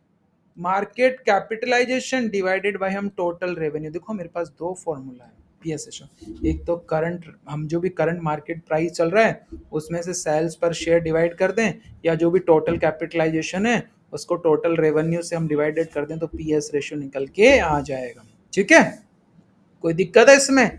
बहुत छोटा सा एग्जांपल आपके सामने देता हूँ। जैसे मार्केट प्राइस है ये, टोटल सेल्स ये है और नंबर ऑफ शेयर्स ये है। तो सबसे पहले सेल्स पर शेयर कैलकुलेट करेंगे। कैसे करेंगे? सेल्स पर शेयर। तो सेल्स पर शेयर कैलकुलेट करने के लिए आपको क्या पता होना चाहिए? सबसे पहले, अब मुझे सेल्स पर शेयर, तो मैं इसको ले जाऊंगा इधर, ले गया इधर, मार्केट प्राइस पर शेयर। तो मैंने क्या किया, सबसे पहले इस कंपनी की जो सेल्स है वो सेल्स है 1000, नंबर ऑफ शेयर 5, तो इसको इससे डिवाइड कर दूंगा तो ये 2000 तो सेल्स पर शेयर हो गया, और 2000 डिवाइडेड बाई 2 ये कर दिया 200 बाई, तो ये कंपनी का पीएस रेशियो निकल के आ गया। मार्केट कैप और टोटल शेयर जो पता हो आपको टोटल सेल्स, तो उससे भी हम लोग पीएस रेशियो निकाल सकते हैं। समझ में आया? तो पीएस रेशियो का मतलब क्या होता है? अगर कंपनी का हाई आ रहा है पीएस रेशो, क्या आ रहा है? हाई। तो भैया कंपनी क्या कर रही है कि कंपनी अच्छा सेल कर रही है। क्या कर रही है? कंपनी अच्छा सेल कर रही है। पर कंपनी का अगर पीएस रेशो कम आ रहा है तो कंपनी सेल करने में या सेल्स जो कर रही है उसमें उसको कंपनी को प्रॉब्लम्स हो रही है। समझ में आ गया आपको? तो पीएस रेशो क्या है आपको समझ में आ गया? अगर हाई है तो क्या प्रॉब्लम करेगा, लो है तो क्या प्रॉब्लम करेगा, समझ में आ गया? और अब मुझे मान लीजिए फॉर्मूला वही है, पीएस रेशो का फॉर्मूला क्या था सर? मार्केट प्राइस पर शेयर डिवाइडेड बाय सेल्स पर शेयर। क्या है? सेल्स पर शेयर। देखा ना फॉर्मूला आपने? देखिए मार्केट प्राइस डिवाइडेड सेल्स पर शेयर। तो मैंने यहाँ पे क्या किया, अगर मुझे पीएस रेशो चाहिए, मार्केट प्राइस पर शेयर चाहिए, तो मैं फॉर्मूला को उल्टा सीधा कर रहा हूं। तो मैंने क्या कर दिया, ये पीएस रेशो को सेल्स पर शेयर से गुणा कर दिया तो मार्केट प्राइस आ गया। और मुझे अगर सेल्स पर शेयर कैलकुलेट करनी है तो ये जो इधर नीचे था इसको मैंने नीचे दे दिया, तो सेल्स पर शेयर। तो सर मैं ऐसे ये कैलकुलेट कर सकता हूं। ठीक है, मार्केट कैपिटलाइजेशन भी मैं कैलकुलेट कर सकता हूं, क्योंकि तुम आपको पता था पीएस रेशियो, ये पीएस रेशियो था बराबर market capitalisation divided by total revenue, था नहीं टोटल सेल्स। तो मैंने क्या किया, बस इसको इधर कर दिया तो ये मार्केट कैपिटलाइजेशन हो गया। अब मुझे टोटल रेवेन्यू कैलकुलेट करना है तो मैं टोटल रेवेन्यू भी कैलकुलेट कर सकता हूँ। तो बस एक ही फॉर्मूले को 20 बार आप घुमा दीजिए। तो जब आपने एक फॉर्मूले को 20 बार घुमा दिया तो आप ये समझ लीजिएगा कि भैया आप मल्टीपल कैलकुलेशंस कर सकते हैं। इसी तरीके से मेरे पास एक आता है price to book value ratio, इसको बोलते हैं पीबी रेशियो। क्या बोलते हैं? PB ratio. देखिए मैंने आपको बुक वैल्यू बता दिया, book value per share calculate मैंने आपको करना बता दिया, आपको मैंने पी कैलकुलेट करना बता दिया, मैंने आपको ईपीएस कैलकुलेट करना बता दिया, पीएस रेशियो मैंने आपको कैलकुलेट करना बता दिया। तो इन फॉर्मूलों के बेस पे ही सर मैं मल्टीपल चीजें कर सकता हूं। तो अब बात आती है price to book value ratio. किसकी? Price to book value ratio. तो price to book value ratio क्या करता है सर? ये बताता है कि जो कंपनी का जो मार्केट वैल्यू है वो बुक वैल्यू के आसपास चल रहा है या नहीं चल रहा। समझ में आया? तो price to book value ratio क्या है? देखिए, ratio measure a company market value relative to its book value is also called net asset value. It show how much investor are paying of each rupees of the company net asset. समझ में आया? देखो book value एक company की real value होती है, और ये जो मार्केट प्राइस होती है ये अलग वैल्यू होती है। तो अब जो प्राइस और जो बुक वैल्यू है ना, इसमें दोनों में देख रहे हैं कि भाई दोनों में कितना डिफरेंस है। ठीक है, अगर पीबी एक से ज्यादा हो, क्या हो? पीबी एक से, ये दिख रहा है ना आपको, ये देखो पीबी एक से कम हो, आपके सामने एक के बराबर हो, या फिर ये पीबी हो, तो स्टॉक में भी अंडर वैल्यूड। क्या है? में भी स्टॉक अंडर वैल्यूड। ठीक है, अगर ये आपके सामने एक से ज्यादा हो, क्या हो? एक से ज्यादा हो, तो क्या है? Investor expected future growth brand value और इंटेजिबल एसेट्स। ठीक है, और अगर बराबर एक हो तो भैया ये क्या है, फेयर वैल्यूड है। क्या है ये, फेयर वैल्यूड। तो समझ में आया आपको? तो ध्यान रखिएगा, आपको ये छोटी छोटी चीजें पता होना चाहिए कि सर कंपनी का अभी एक्चुअल में पीएस जो जो पीबी है, प्राइस टू बुक वैल्यू, वो करेक्ट चल रहा है या नहीं चल रहा। अगर एक होगा तो फेयर वैल्यूड है, ये होगा तो अंडर वैल्यूड है, अगर ये होगा तो प्राइस का फ्यूचर ग्रोथ, मतलब कंपनी अच्छा परफॉर्म कर रही है। ठीक है, तो पीबी रेशो कैसे निकालते हैं? सिंपल सी बात है, market price divided by book value per share. मैंने आपको बुक वैल्यू भी निकालना बता दिया, बुक वैल्यू पर शेयर कैसे निकालते हैं बताया था ना आपको। जो भी उसका है इक्विटी, उसमें से प्रिफर्ड इक्विटी कर देंगे हम लोग, तो यहाँ पे नंबर ऑफ आउटस्टैंडिंग इक्विटी आ गई। तो ये जो number of outstanding equity share है, इससे निकाल के हम लोग BPS, book value per share, हम लोग निकाल सकते हैं। समझ में आया आपको? तो इस तरीके से हम लोग पीबी निकाल सकते हैं। पीबी निकालने के लिए सबसे पहले आपको बुक वैल्यू पर शेयर पता होना चाहिए, मार्केट प्राइस पता होना चाहिए। तो जैसे मार्केट प्राइस तो मेरे पास यहाँ दे रखी है भाई, मार्केट प्राइस क्या है, 250 रुपये। शेयर होल्डर इक्विटी है, तो पहले तो इनको और इनको माइनस कर लेंगे, फिर माइनस करने के बाद इससे डिवाइड कर देंगे। तो इससे डिवाइड करने के बाद जैसे ये वैल्यू निकल गया 45, तो 45 को 250 से डिवाइड की तो 5.5। तो ये भैया ये क्या कर रहा है कि इस वैल्यू द कंपनी 5 टाइम इस विक वैल्यू क्या है भाई कंपनी का। So the market value the company at 5.5 time it's book value. समझ में आ गया भैया? तो बहुत छोटा सा एग्जांपल है, बुक वैल्यू पर शेयर मैंने आपको बता ही दिया कैसे निकालना है बुक वैल्यू पर शेयर। अगर आपको पीवी पता है, क्या पता है, पीवी, तो बुक वैल्यू पर शेयर निकाल सकते हैं। अगर बुक मार्केट प्राइस निकालना है तो इसको इससे गुणा कर दो, तो मार्केट प्राइस पर शेयर हो जाएगा। तो ऐसे इसमें बहुत छोटी छोटी कैलकुलेशन है कि अगर आपको दो तीन चीजें पता हो तो आप लोग तीन चार पांच या जो भी छह सात फॉर्मूले हैं उनका यूज करके आप लोग किस तरीके से इसको मैनेज कर सकते हैं। अब एक मेरे पास है DVR, differential voting right. Sir ये क्या होता है डिफरेंशियल वोटिंग राइट? देखिए, ये special type of equity shares है। क्या है ये? Special type of equity shares है। ये बिल्कुल डिफरेंट होता है। क्या होता है? बिल्कुल डिफरेंट होता है आपके शेयर से। अब क्या सर रेगुलर इक्विटी शेयर में और डीवीआर शेयर में फर्क क्या होता है? देखिए, आपके पास अगर डीवीआर शेयर है तो बहुत लिमिटेड आपके पास वोटिंग राइट्स होंगे। आप गूगल में जैसे टाटा मोटर का डीवीआर देख सकते हैं, एक तो टाटा मोटर का नॉर्मल शेयर है और टाटा मोटर का डीवीआर देख लीजिएगा। ठीक है, और इसमें जो डिविडेंड आता है वो हायर डिविडेंड आता है, और इसमें सर डिविडेंड जो आता है वो डिविडेंड डिक्लेयर होता है, उसके बेस पे डिविडेंड आता है नॉर्मल में। और ये जो होता है ना, ये डीवीआर शेयर सर ये डिस्काउंट प्राइस पे ट्रेड करते हैं, और जो ये रेगुलर शेयर होते हैं ये सर ये फुल मार्केट प्राइस पे ट्रेड करते हैं। ऑनरशिप दोनों की सेम है, बट वोटिंग राइट्स और डिविडेंड और प्राइस का फर्क है। ठीक है, so why company issue DVR share? देखो, एक सबसे पहली चीज है, कोई भी कंपनी शेयर राइट इशू करे, चाहे कोई भी शेयर इशू करे, तो किसके लिए? सबसे पहले कैपिटल राइज करने के लिए। ठीक है, दूसरा क्या करती है?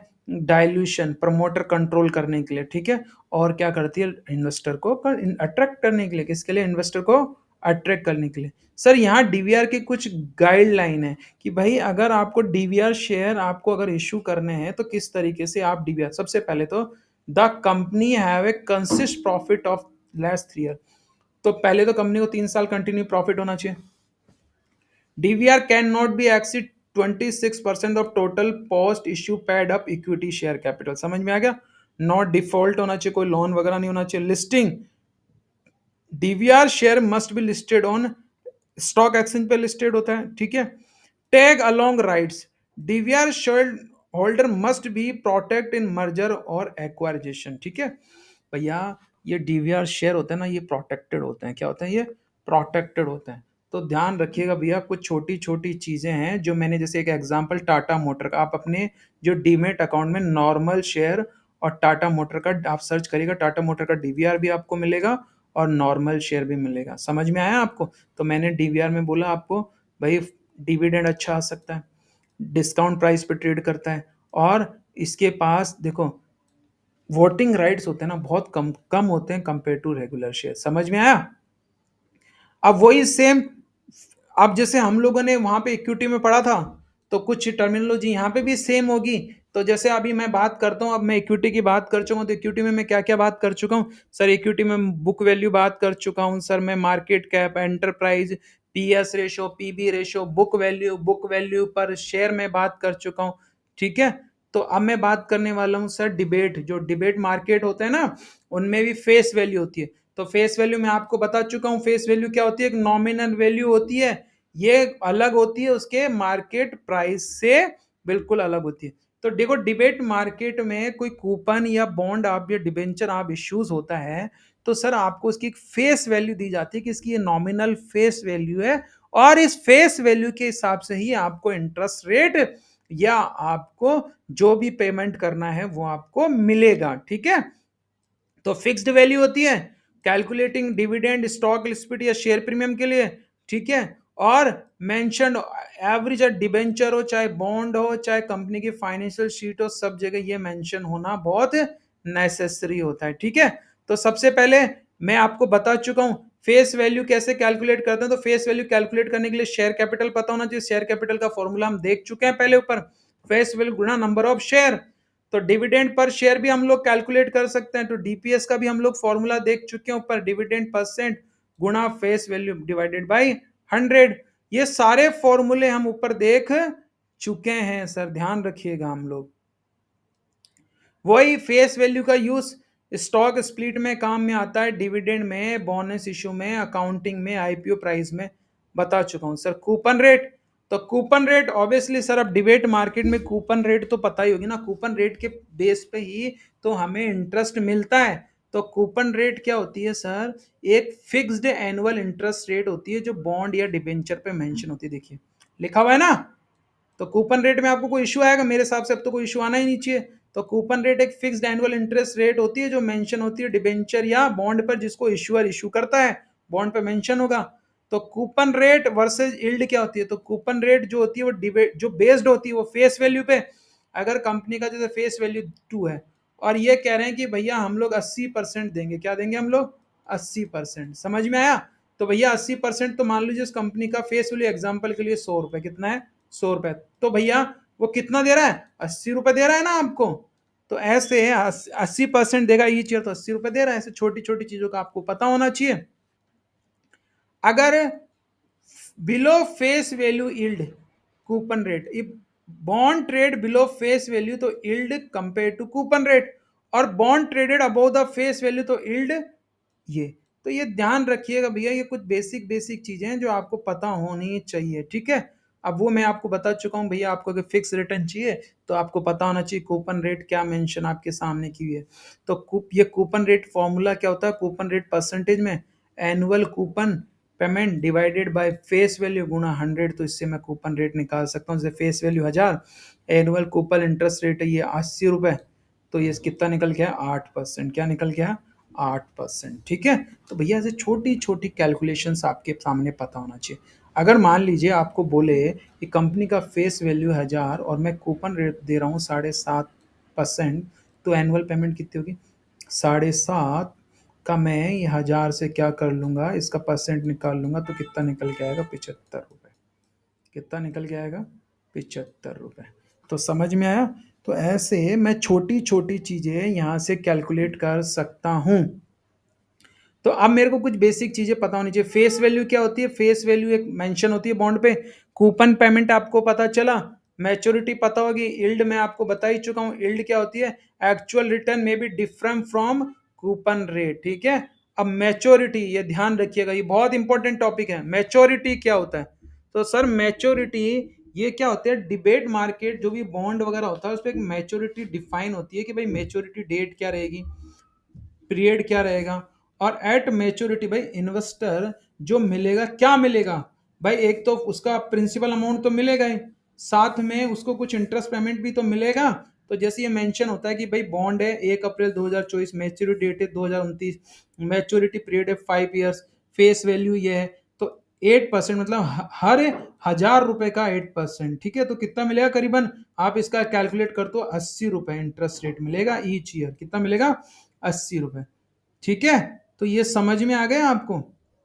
इसी तरीके से मैच्योरिटी यूज क्या है सर, देखिए सबसे पहली चीज सर, अगर आपको मैच्योरिटी के बारे में डिफाइन होगा तो आप एक पर्टिकुलर आप इंटरेस्ट रेट वगैरह कैलकुलेट कर सकते हो, यील्ड कैलकुलेशन कर सकते हो, आप लिक्विडिटी का डिसीजन ले सकते हो, इन्वेस्टमेंट को मैच कर सकते हो कि भैया मुझे कौन सा प्लान लेना चाहिए, किसमें कितनी मैच्योरिटी, कितना पैसा आ रहा है, तो आप अपने हिसाब से स्ट्रेटेजी बना सकते हो। मैच्योरिटी पीरियड अलग अलग होते हैं, शॉर्ट टर्म हो गया, मीडियम टर्म हो गया, लॉन्ग टर्म हो गया, ठीक है। तो वाई मैच्योरिटी मैटर, भैया ऑब्वियसली मैच्योरिटी पता होगा तभी तो मनी कैलकुलेट कर पाऊंगा कि भाई 5 साल की मैच्योरिटी पे इतना पैसा मिल रहा है और मुझे जो इंटरेस्ट रेट मिल रहा है वो कितना मिल रहा है, मैं लास्ट में कितना रिसीव करूंगा। समझ में आया? अब डिबेट में होता है प्रिंसिपल, क्या होता है? प्रिंसिपल। प्रिंसिपल अमाउंट का मतलब होता है ओरिजिनल अमाउंट। भाई मैंने जब मैंने बॉन्ड खरीदा तो मैंने उसको दिया कितना, 1 लाख दिया, 10,000 दिया, तो जो ओरिजिनल अमाउंट होता है उसको क्या बोलते हैं हम लोग? हमारा प्रिंसिपल अमाउंट। क्या बोलते हैं? Principal amount. इसको हम और क्या बोल सकते हैं? It also called the face value और par value it's amount to be repaid by the issuer at maturity along with remaining interest. तो ये हमें पता होना चाहिए, कुछ बेसिक बेसिक चीजें। तो ये बेसिक बेसिक चीजें आपको पता होगी तो इसके बेस पे यू कैन कैलकुलेट प्रिंसिपल्स, ठीक है। तो प्रिंसिपल क्या होता है? प्रिंसिपल ये तो ये आइडेंटिफाई करने के काम में आता है कि मैंने कितना अमाउंट इन्वेस्ट किया है, कितना अमाउंट इनको दिया है, मुझे मैच्योरिटी पे कितना मिलेगा, और इंटरेस्ट कैलकुलेशंस के भी ये काम आता है। तो आपको डिबेट में मैच्योरिटी समझ में आ गया, प्रिंसिपल समझ में आ गया, फेस वैल्यू आपको समझ में आ गया, कूपन रेट आपको समझ में आ गया। तो भैया ये ध्यान रखिएगा, जैसे एग्जांपल है हमारे सामने कि कूपन रेट 8%, मैच्योरिटी 5 ईयर्स, तो भैया 80 रुपीज, और फेस वैल्यू क्या है कंपनी का? You invested 1,000 rupees. कितना किया है? 1,000 रुपीज। तो 1,000 रुपीज पे 8% मतलब आपको कितना मिलने वाला? 80 रुपए पर ईयर। कितना मिलने वाला है? 80 रुपए। तो 1,000 प्रिंसिपल बैक आफ्टर 5 ईयर्स, 1,000 तो मिलेगा ही। क्या मिलेगा? 1,000 तो मिलेगा, साथ में आपको कुछ बेसिक चीजें भी मिलेगी। तो आपको समझ में आ गया interest calculation, market value, capital safety. तो इससे आप एक पूरा कैलकुलेशन कर सकते हैं। तो आपके सामने जैसे एक ये कुछ बॉन्ड के एग्जांपल है, जैसे फेस वैल्यू कंपनी का 1,000, कूपन रेट 9, मैच्योरिटी 3।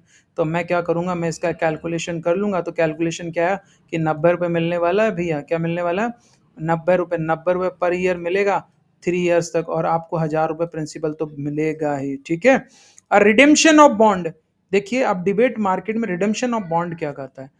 तो भैया रिडेम्पशन ऑफ बॉन्ड क्या कर रहा है कि भैया मैं इसको रीड कर रहा हूं, इस बॉन्ड को क्या कर रहा हूं मैं? अब रीड कर रहा हूं। कब रीड कर रहा हूं? भाई रीड कर रहा हूं, मैच्योरिटी खत्म हो गई तो मैं इसको रीड करना चाहता हूं, तो रीड करूंगा तो मुझे फाइनल में कितना पेमेंट मिलेगा तो मैं निकाल सकता हूं रिडम्पशन से। किससे निकाल सकता हूं? रिडम्पशन से। तो रिडम्पशन मतलब पता चल गया। तो रिडम्पशन के यूज क्या है देखिए।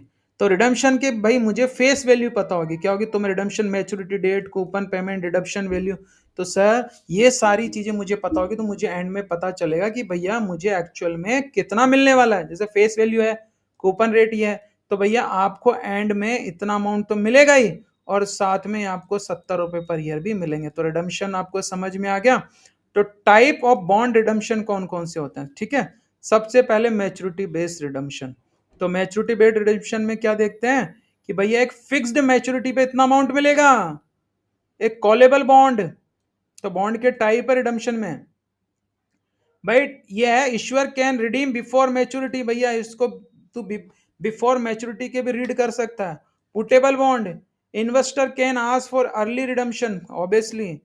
स्टेगर्ड रिडम्पशंस, तो स्टेगर्ड रिडम्पशन में क्या होता है? Principal is repaid in parts of our time. तो भैया ये अलग अलग। Premium redemption, redeem at the higher value then face instead of 1,000 rupees. समझ में आया? प्रीमियम तो रिडम्पशन करोगे, साथ में कुछ अमाउंट और मिलेगा आपको। Discount redemption, rare, repeated less than face, जो डाला है ना उससे भी थोड़ा कम। तो समझ में आया? Discount redemption, stake redemption, callable redemption, puttable redemption. तो ये पता होना चाहिए बॉन्ड के टाइप रिडम्पशन के बेस पे, ठीक है। Why redemption matter, sir return कितना मिलेगा उसके हिसाब से तो प्लानिंग होगी, कब एग्जिट करना है वो तभी तो पता चलेगा। तो ये आपको पता होना चाहिए। Bond redemption versus selling in bond. Redemption क्या होता है? मैच्योरिटी पर सेलिंग कहते हैं, आप कभी भी सेल कर सकते हो बिफोर मार्केट मैच्योरिटी, ठीक है। अब है एचपीआर। सर एचपीआर होता है होल्डिंग पीरियड रिटर्न। क्या होता है? होल्डिंग पीरियड नहीं है, ध्यान रखिएगा। एचपीआर भी बहुत इंपॉर्टेंट है भाई। हम अगर हमारी एचपीआर रेट बहुत अच्छी होगी तभी तो हमें अच्छा प्रॉफिट मिलेगा। तो हमारी एचपीआर बहुत अच्छी होनी चाहिए भाई, मैं कितना होल्ड करूं ताकि मुझे इतना रिटर्न मिलेगा। तो एचपीआर का फॉर्मूला क्या होता है? Ending value minus beginning value plus income plus beginning value. तो ये एक फॉर्मूला है जिससे हम लोग एचपीआर कैलकुलेट कर सकते हैं। सबसे पहले तो एंडिंग वैल्यू क्या है, उसको डिवाइड करेंगे बिगनिंग वैल्यू, माइनस करेंगे बिगनिंग वैल्यू से, प्लस इनकम कितनी हुई प्लस बिगनिंग वैल्यू। समझ में आया? तो जैसे you buy a stock 100 and sell it later 120, तो 100 वैल्यू एंड वैल्यू, खरीदा 100 पे था और रिसीव किया था 5 रुपए डिविडेंड। तो भैया उसकी जो मेरा एचपीआर निकल गया है वो कितना निकल गया है? 25%। समझ में आई? तो एचपीआर क्या काम में आता है? सबसे पहले सर ये total return our time investment in held, कि भैया मुझे कितने दिन या कितने परसेंट इसको होल्ड करना पड़ेगा, तो वो मेजर करने के काम में आता है। ठीक है। उसके बाद ये इनकम कैलकुलेट करने के काम में आता है। तो ध्यान रखिएगा, तो एचपीआर बहुत इंपॉर्टेंट है। फिर उसके बाद है current yield in debate market. Sir ये करंट यील्ड क्या होती है? तो करंट यील्ड जो होती है वो एनुअल इनकम को मेजर करने के काम में आती है। किसको? एनुअल इनकम को। तो current yield measure the annual income you can earn from a bond और debenture as a percentage if current market price not the face value. तो करंट मार्केट प्राइस के बेस पे अभी आप लोग कितना इनकम कमाने वाले हो वो डिपेंड करता है करंट यील्ड पे। ठीक है। तो करंट यील्ड का फॉर्मूला क्या है? करंट यील्ड का फॉर्मूला है ये, annual coupon payment divided by current market price of bond गुणा 100। सर देखिए मैं आपको जितने भी ये टॉपिक पढ़ा रहा हूँ ना बहुत ईजी है, सिर्फ आपको फॉर्मूला याद करना है, फिर उसके मैं आपको कुछ क्वेश्चंस प्रोवाइड करा दूंगा ताकि आपको प्रॉब्लम नहीं होगी। तो करंट यील्ड किस पे कैलकुलेट होती है? ये फेस वैल्यू पे कैलकुलेट नहीं होती है, करंट मार्केट प्राइस पे। तो एनुअल कूपन पेमेंट कितना है और उसका करंट मार्केट प्राइस कितना है उसके बेस पे हम लोग ये कैलकुलेट करके लाते हैं। तो फेस वैल्यू का तो कोई रोल है ही नहीं यहाँ पे, तो ये इस पे 8.5%। ठीक है। अगर मुझे ये कैलकुलेट करना है, देखो अलग आप सुनिएगा, देखो फेस वैल्यू इसके ऊपर ये और अनोदर ये 1050, तो ये 7.6%। तो इसी तरीके से हम लोग एनुअल कूपन रेट भी कैलकुलेट कर सकते हैं। कैसे कैलकुलेट करेंगे एनुअल कूपन पेमेंट? देखिए ये फॉर्मूला था, इसी फॉर्मूले को मैंने इधर उधर कर दिया। ठीक है। तो करंट यील्ड क्या था? Annual coupon payment divided by current market price. तो मैंने इस फॉर्मूले को क्या किया, अब मैंने इसको करंट यील्ड गुणा करंट मार्केट प्राइस, तो मैंने फॉर्मूले का उल्टा सीधा किया। क्या किया मैंने? फॉर्मूले को उल्टा सीधा किया। उससे मेरे को उसमें से एनुअल कूपन पेमेंट निकल गया। अब मुझे करंट मार्केट प्राइस निकालना हो तो मैं क्या करूंगा, annual coupon payment divided by current yield गुणा 100, तो मैं करंट मार्केट प्राइस भी निकाल सकता हूं। ठीक है, करंट यील्ड के बेस पे। ठीक है। सो करंट यील्ड क्या होता है? सर ऑबल सी बात है, एक तो बॉन्ड कंपेयर के काम में आएगा। क्या आएगा? बॉन्ड कंपेयर के, बाई सेल के डिसीजन में भी ये मुझे काम करेगा और यील्ड ट्रेकिंग में भी ये काम करेगा। अब होता है यील्ड टू मैच्योरिटी। क्या होता है? यील्ड टू मैच्योरिटी, इसको बोलते हैं वाईटीएम। ये क्या है? टोटल इन्वेस्टर जो एनुअल जो रिटर्न होती है ना, ये वो मेजर करता है। क्या करता है भाई? इसको लास्ट में टोटल एनुअल रिटर्न कितनी आने वाली है, वो कितना एक्सपेक्ट करके बैठा है अगर वो उसको होल्ड करता है मैच्योरिटी तक। तो ये कैलकुलेशन समझ में आ गया? तो भैया कूपन इनकम और कैपिटल इनकम, तो जो यील्ड होती है वाईटीएम क्या है? वाईटीएम है सर एनुअल इंटरेस्ट। ये फॉर्मूला एक। ठीक है। तो आप तो इस फॉर्मूले को आप याद रखना चाहे तो याद रख लीजिएगा। सिंपल है कि भाई ये क्या होता है, is the total annual return an investor can expected to earn if the hold a bond until maturity. समझ में आ गया? भाई अगर मैच्योरिटी तक होल्ड करता है तो उसको टोटल एनुअल रिटर्न कितना मिलता है? वाईटीएम।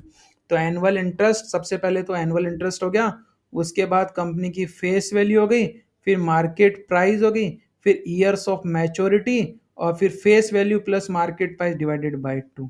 ठीक है। तो आपके पास ये फॉर्मूला है, तो भैया आप आपको जो अप्रोक्सीमेट जो वाई टी में 9.2%। तो ये समझ में आ गया किस तरीके से हम लोग वाईटीएम कैलकुलेट करते हैं। तो वाईटीएम सबसे पहले तो टोटल रिटर्न पता चलेगी कि मुझे होल्ड करना है कि नहीं करना, ये भी मुझे पता चलेगा, इन्वेस्टमेंट डिसीजन में भी काम होगा। अब ड्यूरेशन क्या होता है, देखो डिबेट मार्केट में ड्यूरेशन भी तो पता होना चाहिए। तो ड्यूरेशन का मतलब है सर कि मैं इसको कितने दिन तक होल्ड करके रखूं ताकि मुझे इतना पेमेंट मिलेगा। ड्यूरेशन मतलब टाइम है, ड्यूरेशन मतलब टाइम है। तो ड्यूरेशन तीन तरह के हो गए, कौन कौन से हो गए, मैक्यूलरी ड्यूरेशन, मॉडिफाइड और इफेक्टिव। तो मैक्यूलरी ड्यूरेशन कौन सा है, तो मैक्यूलरी जो ड्यूरेशन है वो होता है weighted average time to receive all cash flows used for interest rate risk analysis. Modified durations, slow percentage of price changes in a bond for 1% change in interest rate. और effective, used for bond with embedded options. ठीक है, तो भैया तीन तरह के मैक्यूलरी durations कौन सा है, मैक्यूलरी, मॉडिफाइड और इफेक्टिव। ठीक है, सो मैक्यूलरी ड्यूरेशन कौन सा है सर, मैक्यूलरी ड्यूरेशन वो वाला ड्यूरेशन है कि भैया मैं इसमें ये देखने वाला हूँ कि भैया मुझे कितना मिलने वाला है, क्या आने वाला है। मॉडिफाइड, मॉडिफाइड में सर अगर मैंने अपने ड्यूरेशन में चेंजेस किया तो मुझे भैया कितना इंटरेस्ट रेट मिलेगा, क्या चेंजेस आएगा। अगर मैं ड्यूरेशन में जैसे मैंने 5 की जगह 10 कर दिया तो क्या आने वाला है, और अब मैंने 5 की जगह 10 कर दिया या 10 की जगह 15 कर दिया, कोई फर्क नहीं आ रहा ज्यादा। तो भाई इफेक्टिव ड्यूरेशन कौन सा है जिसमें मुझे बहुत अच्छा बेनिफिट हो रहा है।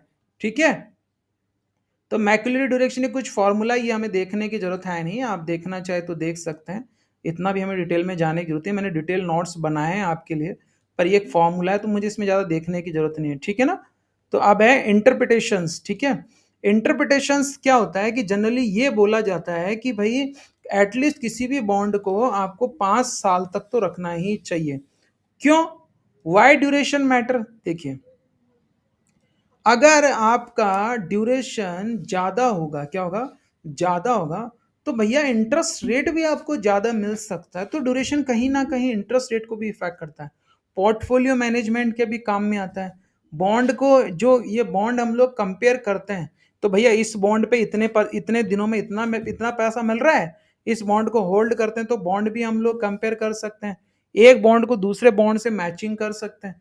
तो इस तरीके से हम लोग कुछ चीजें देख सकते हैं। ठीक है, जैसे एक एग्जांपल है, क्या एग्जांपल है, जैसे कंपनी का फेस वैल्यू ये है, coupon rate 8%, YTM 8%, maturity 5 years और प्राइस है 1000। तो ये मैक्युलरी ड्यूरेशन क्या होगा, 4.3 ईयर्स। ये कैलकुलेशंस निकाला, क्या निकाला, कैलकुलेशन। Modified duration 3.98 years.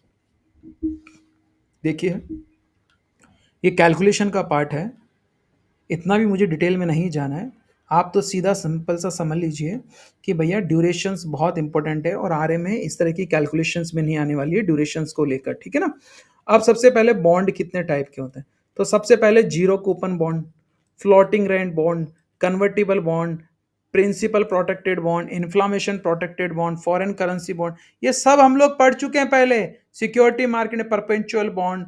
ठीक है, तो भैया अंतर क्या है, वेरी सिंपल, जीरो जो क्या हुआ, डिस्काउंट नो पीरियोडिक इंटरेस्ट, क्या, issue at discount no periodic interest, भैया इंटरेस्ट पेमेंट नहीं मिलेगा, एक फिक्स मैच्योरिटी पे पेमेंट मिलेगा, रिस्क कम है। फ्लोटिंग में सर इंटरेस्ट रेट चेंज हो रहे हैं, वेरिएबल है, मैच्योरिटी तो फिक्स्ड है पर इंटरेस्ट पेमेंट क्या है, वेरिएबल, क्योंकि इंटरेस्ट रेट चेंज हो रहा है। कन्वर्टिबल में फिक्स्ड है, फिक्स्ड है। ठीक है, प्रिंसिपल प्रोटेक्टेड बॉन्ड में भाई प्रिंसिपल क्या है, भाई आपका प्रिंसिपल अमाउंट तो प्रोटेक्टेड है और मार्केट के साथ इसको लिंक किया हुआ है, तो जो मुझे मिलेगा वो परफॉर्मेंस के हिसाब से मुझे पैसा मिलेगा।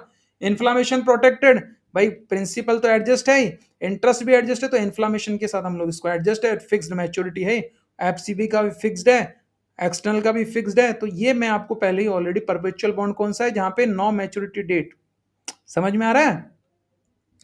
तो सबसे पहले पढ़ लेते हैं परपेचुअल बॉन्ड क्या होता है।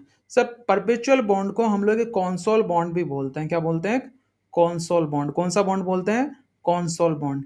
इज ए डिबेट instrument with no maturity date, is pay regular interest coupon payment for ever but never repay the principal unless the issuer choose to buy its back. समझ में आया, इंटरेस्ट रेट तो मिलता रहेगा, क्या रहेगा, इंटरेस्ट रेट तो, बट भैया प्रिंसिपल अमाउंट की बात मत करिए बार हमारे पास। ठीक है, तो इस पे रेगुलर इंटरेस्ट, समझ में आया। तो भैया परपेचुअल बॉन्ड में क्या होता है, maturity no fixed maturity date, interest rate regularly pay होता है। रिडिम्पशन, रिडिम्पशन आप डिपेंड करता है कि भैया कब आपको रिडिम्पशन होगा। इश्यूअर मोनली बैंक या एनबीएफसी करती हैं। रिस्क, हायर रिस्क हो सकता है, रिटर्न से रिटर्न हायर आ सकता है, ठीक है। तो टाइप और परपेचुअल बॉन्ड कौन से होते हैं, देखिए 81 बॉन्ड, कॉर्पोरेट, गवर्नमेंट, बहुत सारे बॉन्ड होते हैं। तो सबसे पहले देख लेते हैं 81 बॉन्ड क्या है सर। 81 bond is issued by bank to meet capital requirement under Basel norms, ठीक है, कैन बी रिटर्न ऑफ और converted to equity in crisis, ठीक है। तो ये 81 बॉन्ड है जो कौन करता है भैया, meet capital requirement under base, जो बेसिल जो इनके नॉर्म्स होते हैं बैंक वालों के, उसके हिसाब से ये बॉन्ड होता है। कॉर्पोरेट परपेचुअल जो कॉर्पोरेट कंपनी इश्यूज करती हैं, ठीक है। गवर्नमेंट जो गवर्नमेंट जैसे गवर्नमेंट जो इश्यूज करती हैं, तो गवर्नमेंट कौंसल बहुत नॉर्मली जो इस तरीके के होते हैं, तो गवर्नमेंट भी परपेचुअल बॉन्ड इश्यूज कर सकती है। पीपीएन बॉन्ड क्या होता है, पीपीएन परपेचुअल बॉन्ड समझ में आ गया, जहां कोई मैच्योरिटी डेट नहीं हो, इंटरेस्ट रेट आता जा रहा है, आता जा रहा है रेगुलरली, हाई आपको इंटरेस्ट रेट मिलता जा रहा है, पर भैया वहां पे बेसिक प्रिंसिपल अमाउंट आपको कब मिलेगा इसकी कोई श्योरिटी नहीं होती। पीपीएन बॉन्ड, पीपीएन को क्या बोलते हैं, PPN is principal protected note है, क्या है, principal protected note. It is a structural financial product that combine zero coupon bond with a derivative for potential upside, typically link to the performance of market index और stock index, ठीक है। तो ये क्या है, प्रिंसिपल प्रोटेक्ट, भाई ये क्या है, इज ए डिबेट instrument that guaranteed the return of investor principal at the maturity or regard of the market performance while offering the potential to earn additional return based on the perform of underlying assets। तो भैया principal protect, भैया हमारा principal protect है, क्या हमारा जो original जो payment है वो तो क्या है, प्रोटेक्टेड है। तो पीपीएन में समझ में आ गया, principal 100% of investment capital return at the maturity, 100% मिलेगा, बाकी का मार्केट पे डिपेंड करेगा, ठीक है। फिर underlying asset return are linked to the performance of asset index, principal तो प्रोटेक्टेड है ही, और जो मार्केट जो हमें मार्केट बिहेव करेगा उसके हिसाब से भी पैसा मिलेगा, ठीक है। इश्यूअर बैंक हो सकता है, रिस्क बहुत कम रिस्क है, क्या है प्रिंसिपल प्रोटेक्ट में, जैसे suppose to you invest 1 lakh in a 5 years PPN link Nifty 50, तो क्या हुआ, 85 is used to buy a zero coupon bond maturing at 1 lakh in 5 years protected, 15,000 use by two option in derivative, ठीक है। तो भैया 1 लाख में से 85 तो मिलने वाला है, ये तो 100% है, और 15,000 कहाँ यूज करेंगे सर, निफ्टी 50 में, ठीक है। तो क्या होगा, इफ निफ्टी 50 राइज तो you get 1 lakh plus a portion of the potential, if Nifty 50 falls तो you still get 1 lakh, no loss on capital, समझ में आया। तो प्रिंसिपल प्रोटेक्टेड बॉन्ड बहुत अच्छा है। कौन कौन से हो सकते हैं, equity linked, commodity linked, currency linked और इंटरेस्ट लिंक्ड, ठीक है। एक होता है इन्फ्लामेशन प्रोटेक्टेड आईपीएस, पीपीएन और आईपीएस। तो इन्फ्लामेशन प्रोटेक्टेड भी बॉन्ड होते हैं कुछ। तो इन्फ्लामेशन प्रोटेक्टेड बॉन्ड कैसे होते हैं, जैसे मान लीजिए आपके कंज्यूमर प्राइस इंडेक्स में कुछ चेंजेस हो गया, या कंज्यूमर प्राइस इंडेक्स बढ़ गया, या मार्केट में इन्फ्लामेशन हो गया, तो भैया आपका प्रिंसिपल अमाउंट तो एडजस्ट है ही, क्या है, प्रिंसिपल अमाउंट तो आपका कोई दिक्कत है नहीं, वो तो आपको मिलेगा। और साथ में आपको अगर मार्केट में इन्फ्लामेशन भी आ जाता है तो भी आपको घबराने की जरूरत नहीं होती है, समझ में आया आपको। तो कौन कौन से होते हैं, जैसे बहुत सारे हैं, आपको मिल जाएंगे, जैसे कैपिटल इंडेक्स बॉन्ड होते हैं, सीआईबी और आरबीआई पास्ट इश्यूज, तो ये आप एग्जांपल देख सकते हैं। तो यहाँ पे क्या होता है, फिक्स्ड कूपन तो आपको मिलेगी, और इन्फ्लामेशन होगा तो भी आपको कुछ ना कुछ पेमेंट तो मिलेगा। ड्रॉबैक क्या है, देखिए ड्रॉबैक ऑब्वियसली, देखिए सबसे पहली चीज तो एक रिटर्न कम हो सकता है, ठीक है, और ये टैक्सेबल हो सकते हैं, क्योंकि भैया ये आप इधर देखिए, टैक्सेबल क्यों हो सकते हैं, क्योंकि इशूड बाय आरबीआई, कौन कर रहा है, आरबीआई। तो बेस ये किस पे बेस्ड होते हैं, डब्ल्यूपीआई पे या सीपीआई पे, तो टैक्सेबल हो सकते हैं, ठीक है। और ये ऐसा भी हो सकता है परफॉर्म करें कि नहीं परफॉर्म करें। तो समझ में आया।